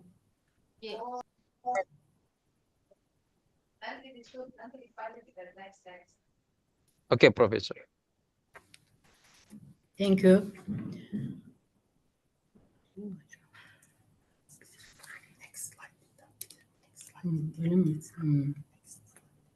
You have 30 minutes, Professor. Time is yours. So please.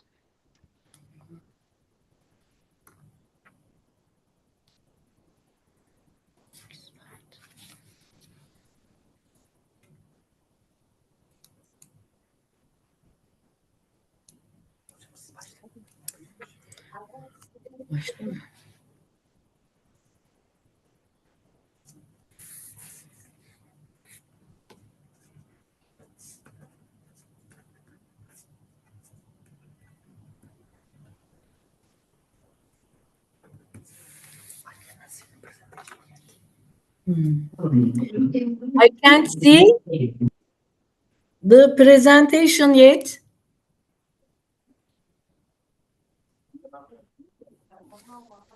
Pardon me, Professor.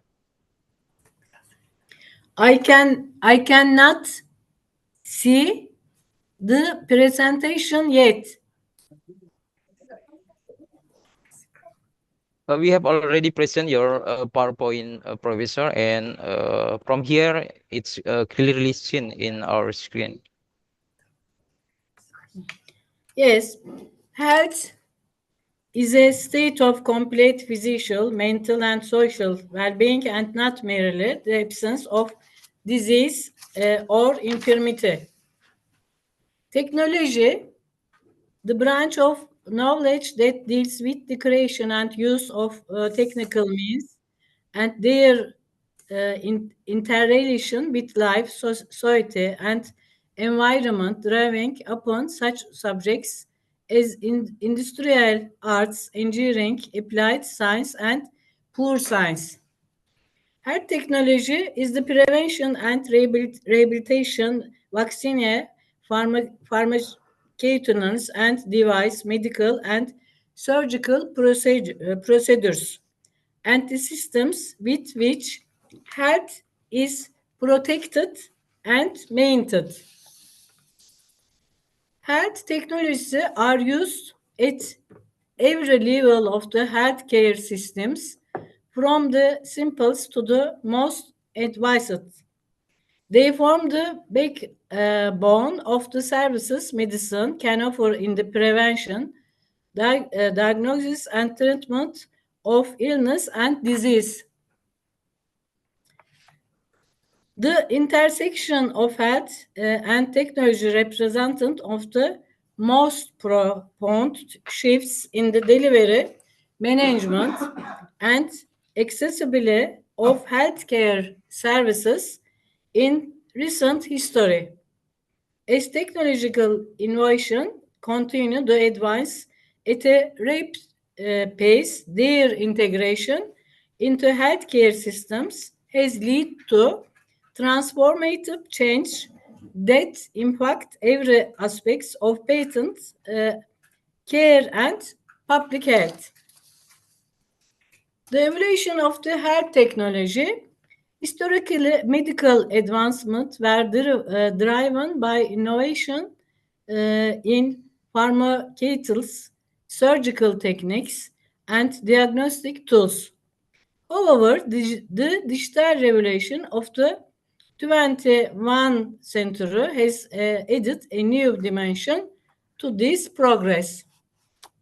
The evolution of health technology, wearable devices such as smartwatches and fitness trackers have become ubiquitous tools for monitoring health metrics like heart rate, physical activity, and sleep patterns.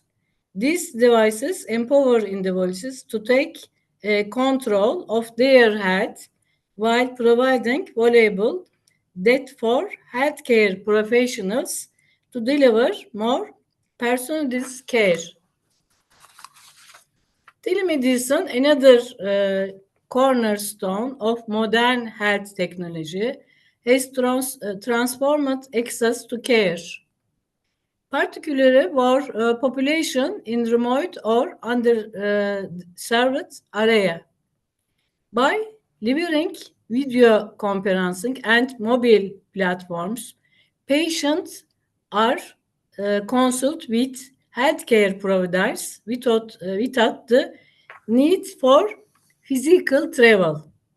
This way, particularly evident during the COVID-19 pandemic, where telemedicine emerged as a critical tool to ensure continuity of care while minimizing infections risk.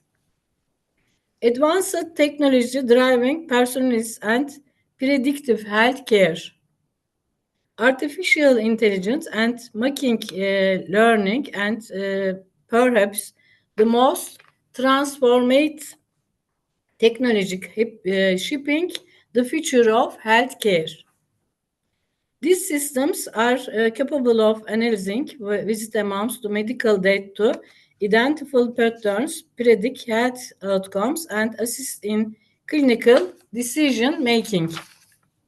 Big data analytic further amplifies these capabilities by enabling the aggregation and analysis of diverse health data sources such as electronic health records, genomic data, and social determinants of health. This approach allows for the development of precision medicine, customized treatments tailored to an individual's EQ, genetic makeup, lifestyle, still, and environment. The Internet Medical Things, which encompasses interconnected device and sensors in healthcare, has also emerged as a game changer.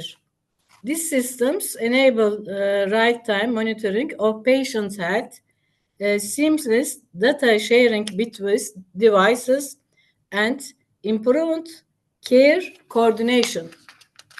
The road ahead, the Integration of technology in healthcare is a dynamic and rapid evolving field. Future developments are likely to include advancement in robotic for surgical, expanded use blockchain for secure data sharing, and innovation in digital therapeutics to treat mental health condition and chronic disease. The road ahead is this technologic mature their potential to improve global health outcomes while understanding disparities and ethical concern will depend of including patent-centric designs and policy frameworks.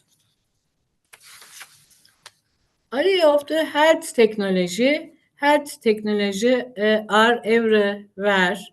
Blood transformation, safety, blood products and relating biological, diagnostic imaging, discrete hospital surgical, laboratory services, medical devices and equipment, translation services. Essentially, health technologies are essentially when they meet basic needs of health services have been proven to cost efficient, are evidence-based. Health technologies are evidence-based when they meet well-defined specification and have been validated through controlled clinical studies or rest on a widely accepted consensus by experts. Health technology area where it's used: electronic health records, mobile health, telemedicine, location tracking, elderly care, chronic patient monitoring. Electronic health record in the digital environment, patient and treatment information is no longer on the shelves, but is now accessible to anyone from anywhere in the world. There are also opportunities to create new, comprehensive information from simple individual information due to the technological development. Electronic health records advances increased quality and efficiency information of workflow, improving patient treatment and care. Fast access to patient information in emergency. Fast access to patient information. Determination of suitable workspace. Avoiding duplication of examination, economic and saving time. Electronic health records advantageları, better documentation and enhanced audit capability. Large number of people and easy access to documents. Physical benefits in archived and document circulation. Ease in creating legal information and documents. It leads to positive developments by enable better planning of health services. Mobile health. Mobile devices which undertake the important task of facilitating daily life also serve in important functions in the individual monitoring and organizations of health data. Smart health applications which are integrated into our phones and thus into our lives through mobile app stores provide convenience to users in areas such as reproductive health, health nutrition, disease tracking, physical activity, and keeping individual health records. Mobile health example, calorie counter, smart diet applications used to calculate the calories of the food consumed and the motivate weight loss. Mealtime planner organization, the meals the user should consume the breakfast, lunch and dinner based on calories and the patient's age, gender, weight and diet type. Water consumption tracker. These are applications that record the amount of water consumed daily by the user in glasses or liters according to the daily amount of water target to be consumed. The user is warned by the systems about drinking water and encourage to drink water. Diabetes diary apps that help people manage their diabetes. It tracks factors that affect blood glucose levels, such as glucose, medicine, activity, water consumptions, and weight. Medication reminder refers to apps with reminder features, especially for patients who need to make more than one medication during the day. Pedometer apps that count steps taken during walking and running, but do not calculate emergent or calorie expenditure. Weight loss, including apps that focus on physical activities such as fitness classes, yoga, exercise, and physical culture. The app contributes to weight loss in line with the user wishes. Telemedicine. The telemedicine systems is a system that allow access to the image of the radiological examinations on the web, reporting of these images, teleconsultation between radiologists and evaluation of medical image and reports in terms of quality. Elderly care. Today, the number of elderly individuals in society is rapidly increasing with the prolongation of human life expectancy. Daily care needs increase with the advancing age on individuals. It facilitates the follow-up of health problems faced by elderly individuals and reduces the risks they face. Chronic patient monitoring.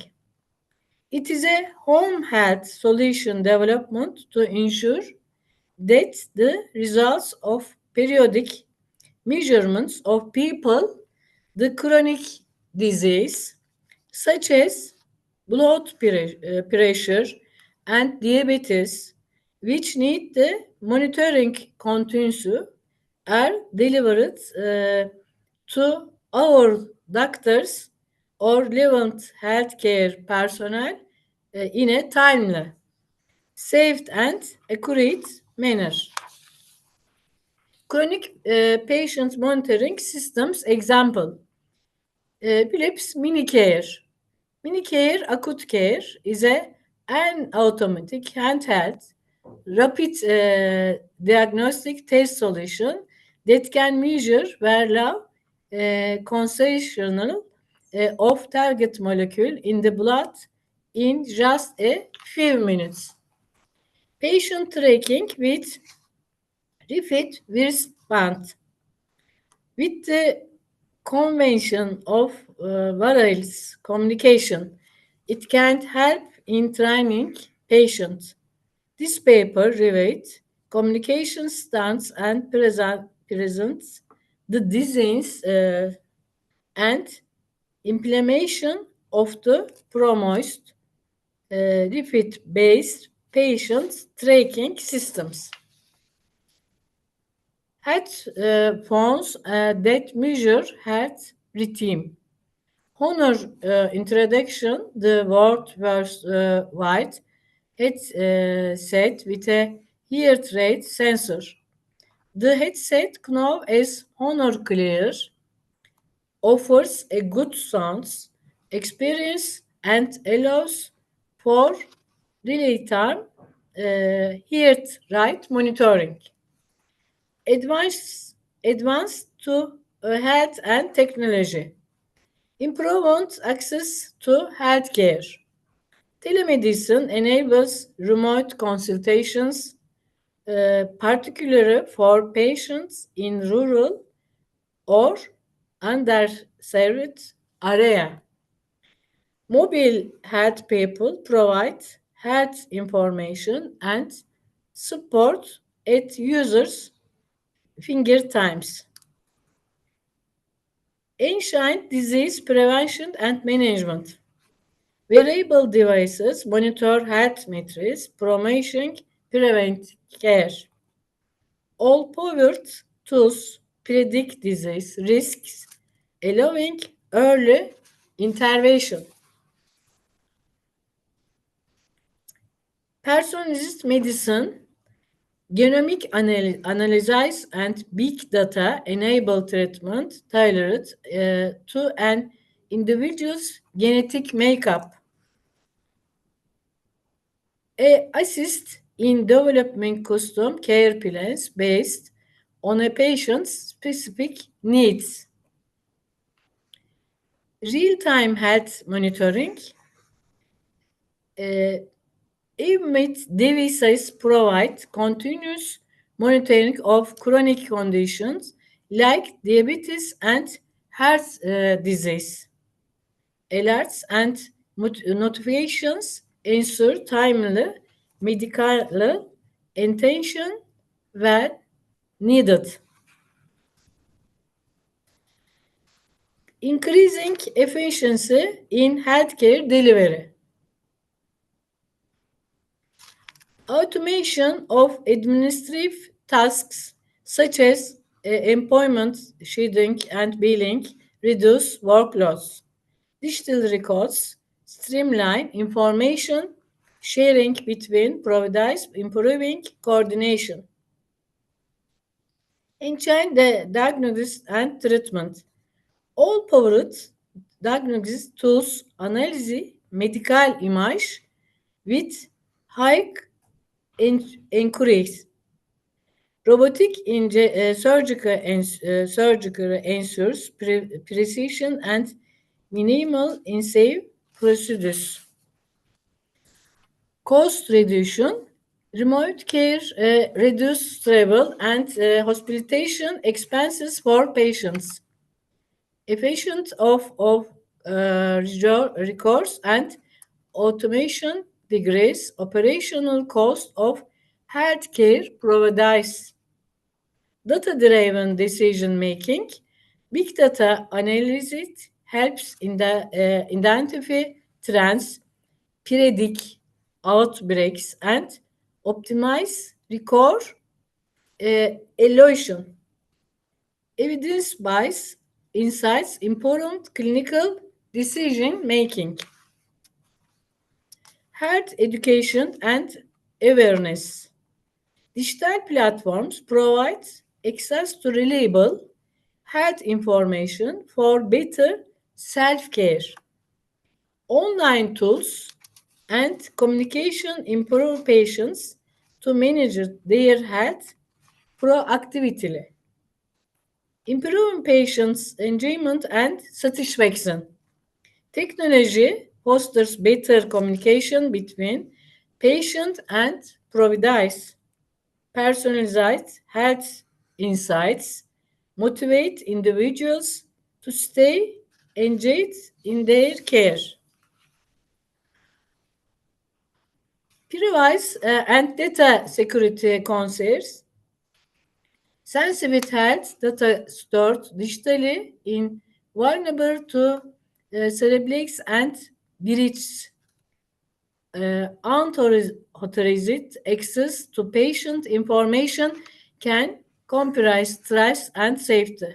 High implementation costs. Advanced technology such as AI systems and MITS devices require significant investment. Small healthcare providers might struggle to afford and mention these systems. Digital divide, equally access to technology can equilibrate disparities in healthcare delivery. Population in low income or rural areas lacks internet access or technological literacy. Overlays on technology dependence and automatic systems can lead to reduced human oversight and potential errors. Technological failures of software glitches might disrupt critical healthcare services. Disadvantage of health and technology. Dehumanization of care. Excess use of technology in healthcare can make interaction feel impartial. Patients might feel neglected if providers focus more on device that on direct communications. Ethical and legal changes. All decision-making raise questions about accountability in medical error. Balancing innovation with patient rights and consent remains a challenge. Job displacement. Automation of certain healthcare roles might lead to job losses in administration and diagnostic area. Skilled professionals might need retraining to adapt to evolving technological potential for misdiagnosis. He and making learning systems, while advanced, can still make errors due to biased or incomplete training data. Over reliance on a diagnosis without human oversight can result in corrected treatment. Complexity of implementations integrate new technology in to existing healthcare system can be time consuming and complex. Reasons to change among healthcare professionals might hinder adaptation. Lack of standardization, different systems and devices of lack interoperability, compilating, data sharing, and collaboration. Fragment technology ecosystem can limit the effectiveness of integrated care. Technology value for patients and providers. Constant exposure to digital interfaces can lead to burnt among healthcare providers.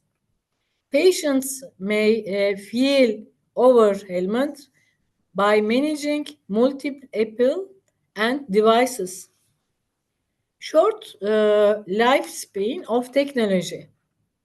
Speed advancements mean devices and systems can quickly become obsolete. Regular upsurge and replacement incur additional cost and logistical change. Conclusion, the integration of health and technology represented a transformative force in modern healthcare. revolutionizing how services are delivered, assessed, and expressed. From wearable devices and telemedicine to artificial intelligence and big data analysis, these innovations have enhanced patient outcomes, increased access to care, and enable personalized treatment plans. They offer immense potential to address global health changes and improve the efficiency and effic- uh, effectiveness to healthcare systems. However, this progress also brings significant challenges, including privacy concern, high costs, and digital divide, which can exploit existing disparities.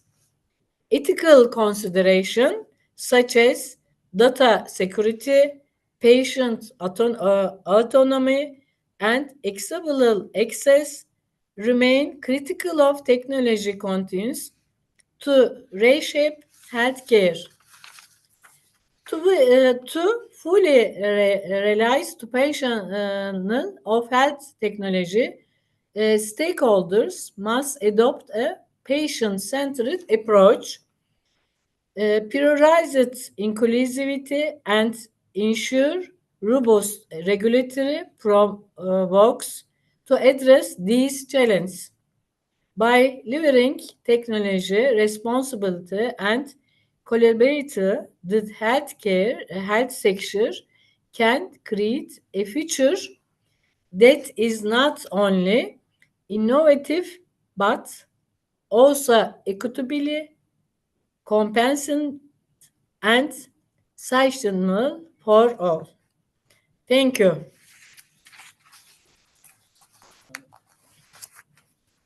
Yeah, thank you very much, Professor, for giving such an informative and interesting presentation. All right, we move to the question and answer session.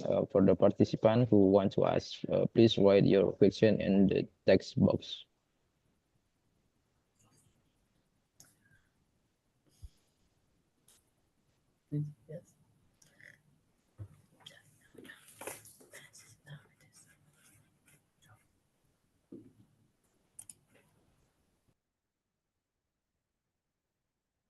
Well, ladies and gentlemen, we have already had 3 questions here. The first question is how could you elaborate the ethical implication of using technology in healthcare?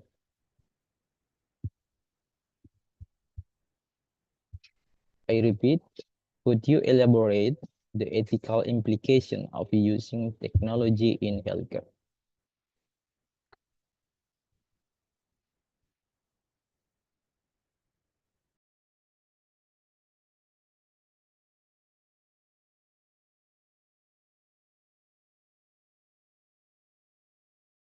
Can you repeat the questions?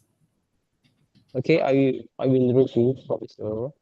The first question is, could you elaborate the ethical implication of using technology in healthcare?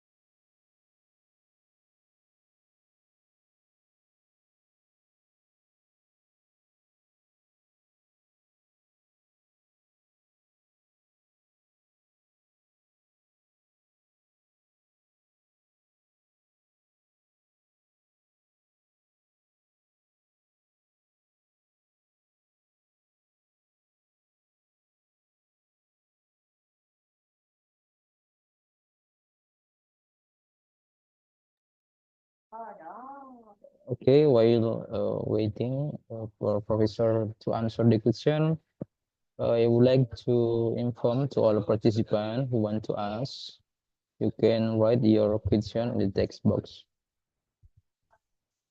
We limit three question for the last speaker.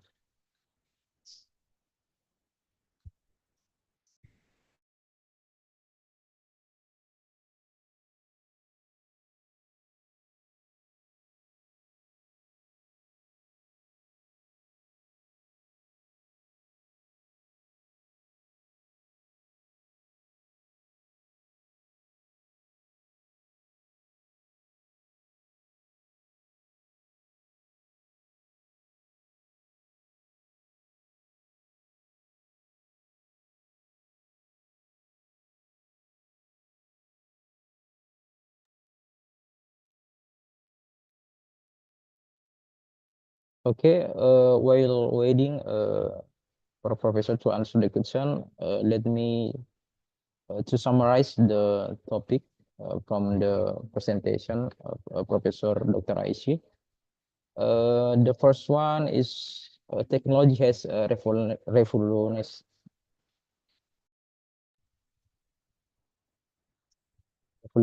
healthcare, transforming how we diagnose, treat, and prevent disease from electrical health records that streamline patient data management to telemedicine that expand access to care. Technological advancement has significantly improved patient outcomes and healthcare efficiency. And also artificial intelligence is also making waves, enabling more accurate diagnosis and personalized treatment plans. However, challenges such as data privacy, ethical consideration, and digital divide need to be addressed to fully harness the potential of technology in healthcare.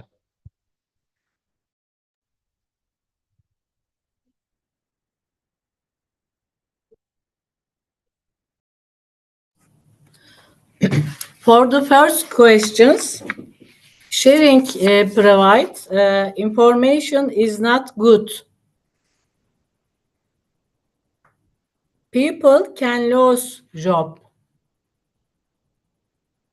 Yes. Yes, bro. Yes. And for the second, Another questions. okay, Professor. You meet devices provide continuous monitoring of chronic conditions like diabetes and heart disease. Alerts and notifications ensure timely medical attention when needed. Yes, thank you. Okay, thank you, Professor, for the answer. The next question is, how can technology help us address to non-communicable disease?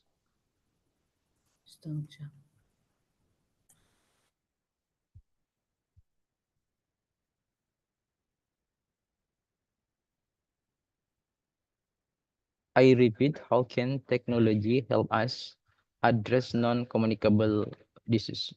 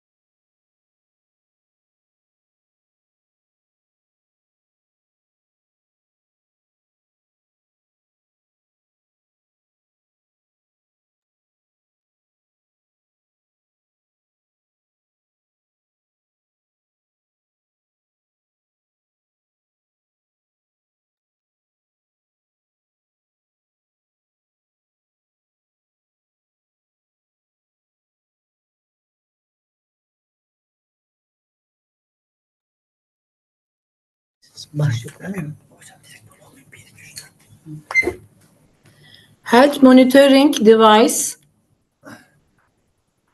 telemedicine and remote care, artificial intelligence, mobile health apps, health education, electronic health records. Thank you. Okay, thank you very much, Professor. And the last question is, what ethical issue need to be considered when using health technology, especially regarding patient data privacy? I repeat, what ethical issues need to be considered when using health technology, especially regarding patient data privacy?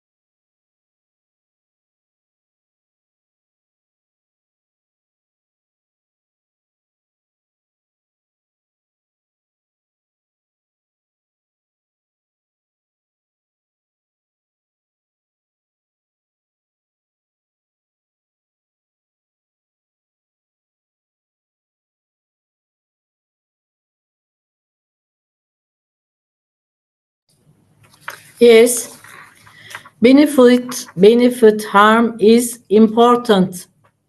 People can share information to close person. People who will be know the situations, and privacy should be considered all the time. Thank you.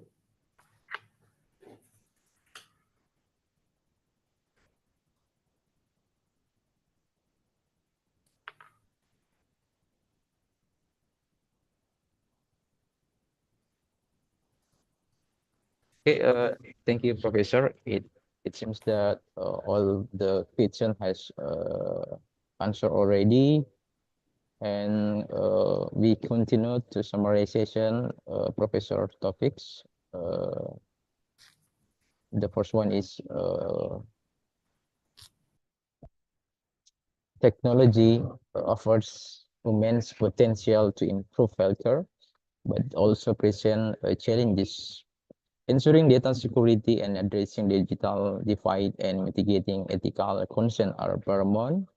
Furthermore, the rapid pace of technological advance requires healthcare professionals to continuously update their skill. Despite these challenges, the integration of technology into healthcare is inevitable and holds the promise of a healthier future. And the last one from the summarization of the topic, Professor Dr. IC, is a range of technologies are receiving the healthcare landscape. Wearable device monitoring vital signs and promote healthier lifestyle. Telehealth platform connect patients with healthcare providers remotely, reducing the need for in-person visits. Big data analysis extract valuable insight from the vast amount of health information, informing research and clinical decision making. Additionally, robotic surgery offers speed, precision, and minimal invasiveness. These technologies are not only improving patient care, but also driving innovation in healthcare industry. Well, ladies and gentlemen, now we come to the end of the session. And on behalf of Megariski University and behalf of our conference committee, we would like to thank you to our guest speaker conference and to all participants for being involved for this conference. And conference committee will send a certificate as appreciation to our guest speaker through email. And we look forward to joining with us in another agenda. Ladies and gentlemen, before we actually end the session, let us close our agenda today by reciting Alhamdulillah. Alhamdulillah. I am Alfian Rahim. Thank you very much, Professor Dr. IC. Wabillahi taufiq wal hidayah. Wassalamualaikum warahmatullahi wabarakatuh.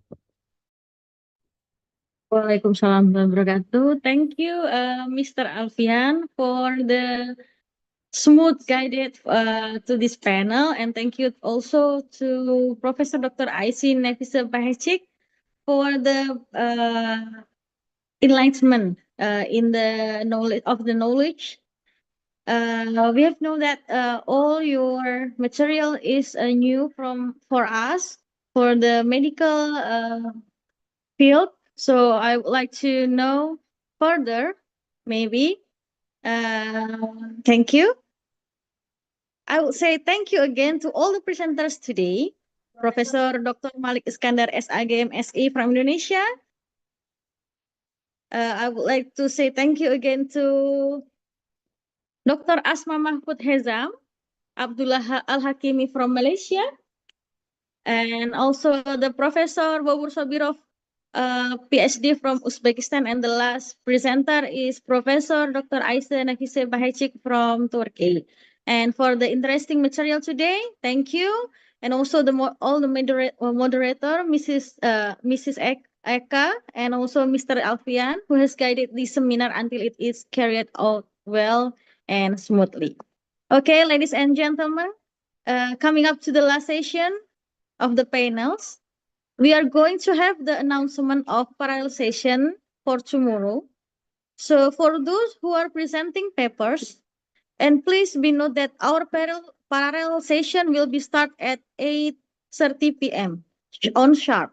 So please don't be late to come to the Zoom room again. From now on, you can proceed to your presentation room. You will be the schedule have already sent it to through your email, so please check it. And tomorrow will be the time to break you into your rooms.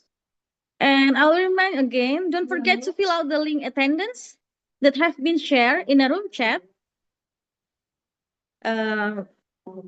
Mr. Abdul, can you help me to send it again? The attendance list, yes. Okay. Please, for all the participants who have already joined the panel 1 and panel 2, please fill in the attendance list so that you can receive your certificate later on. Before we end today's sessions, let us take a photo session first. Okay, Professor Aisa Nafisa Bahecik, are you with me, Professor? Can we take a photo together?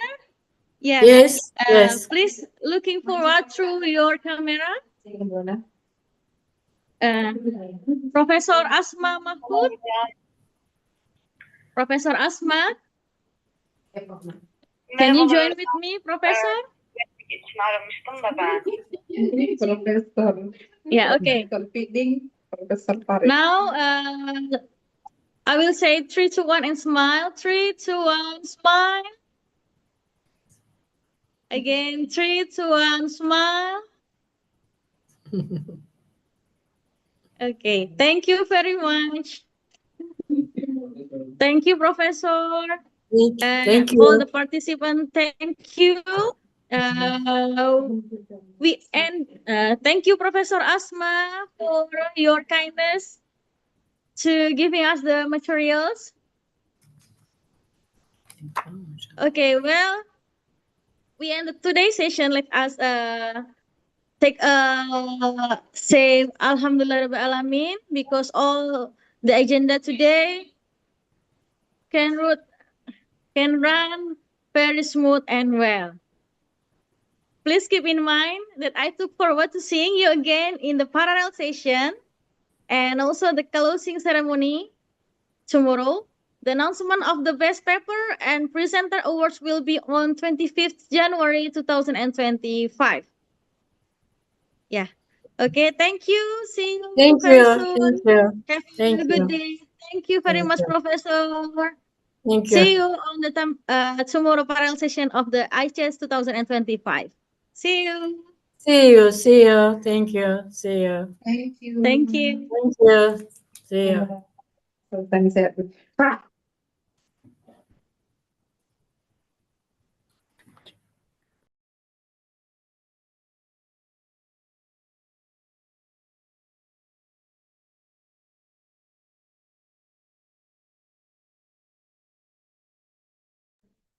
Sudah berakhir. Untuk Bapak Ibu dan teman-teman partisipan yang sudah bergabung di Zoom Room, terima kasih atas waktunya.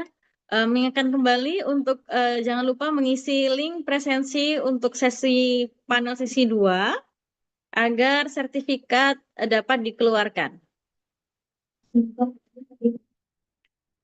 Ya, bagi yang sudah mengisi link presensi, silahkan bisa meninggalkan ruangan Zoom. Terima kasih, sampai bertemu besok di sesi parallel session.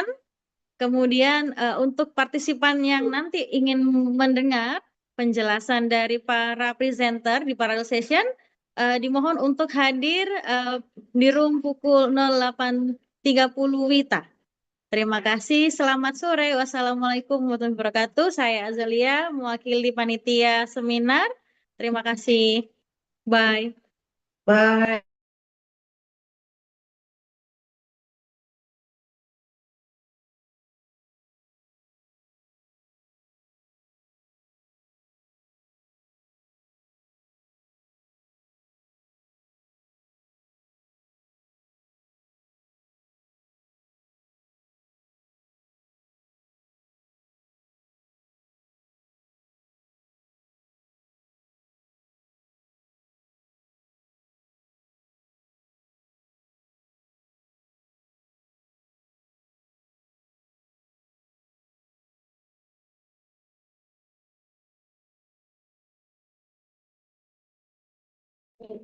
Professor Asma, thank you very much for today.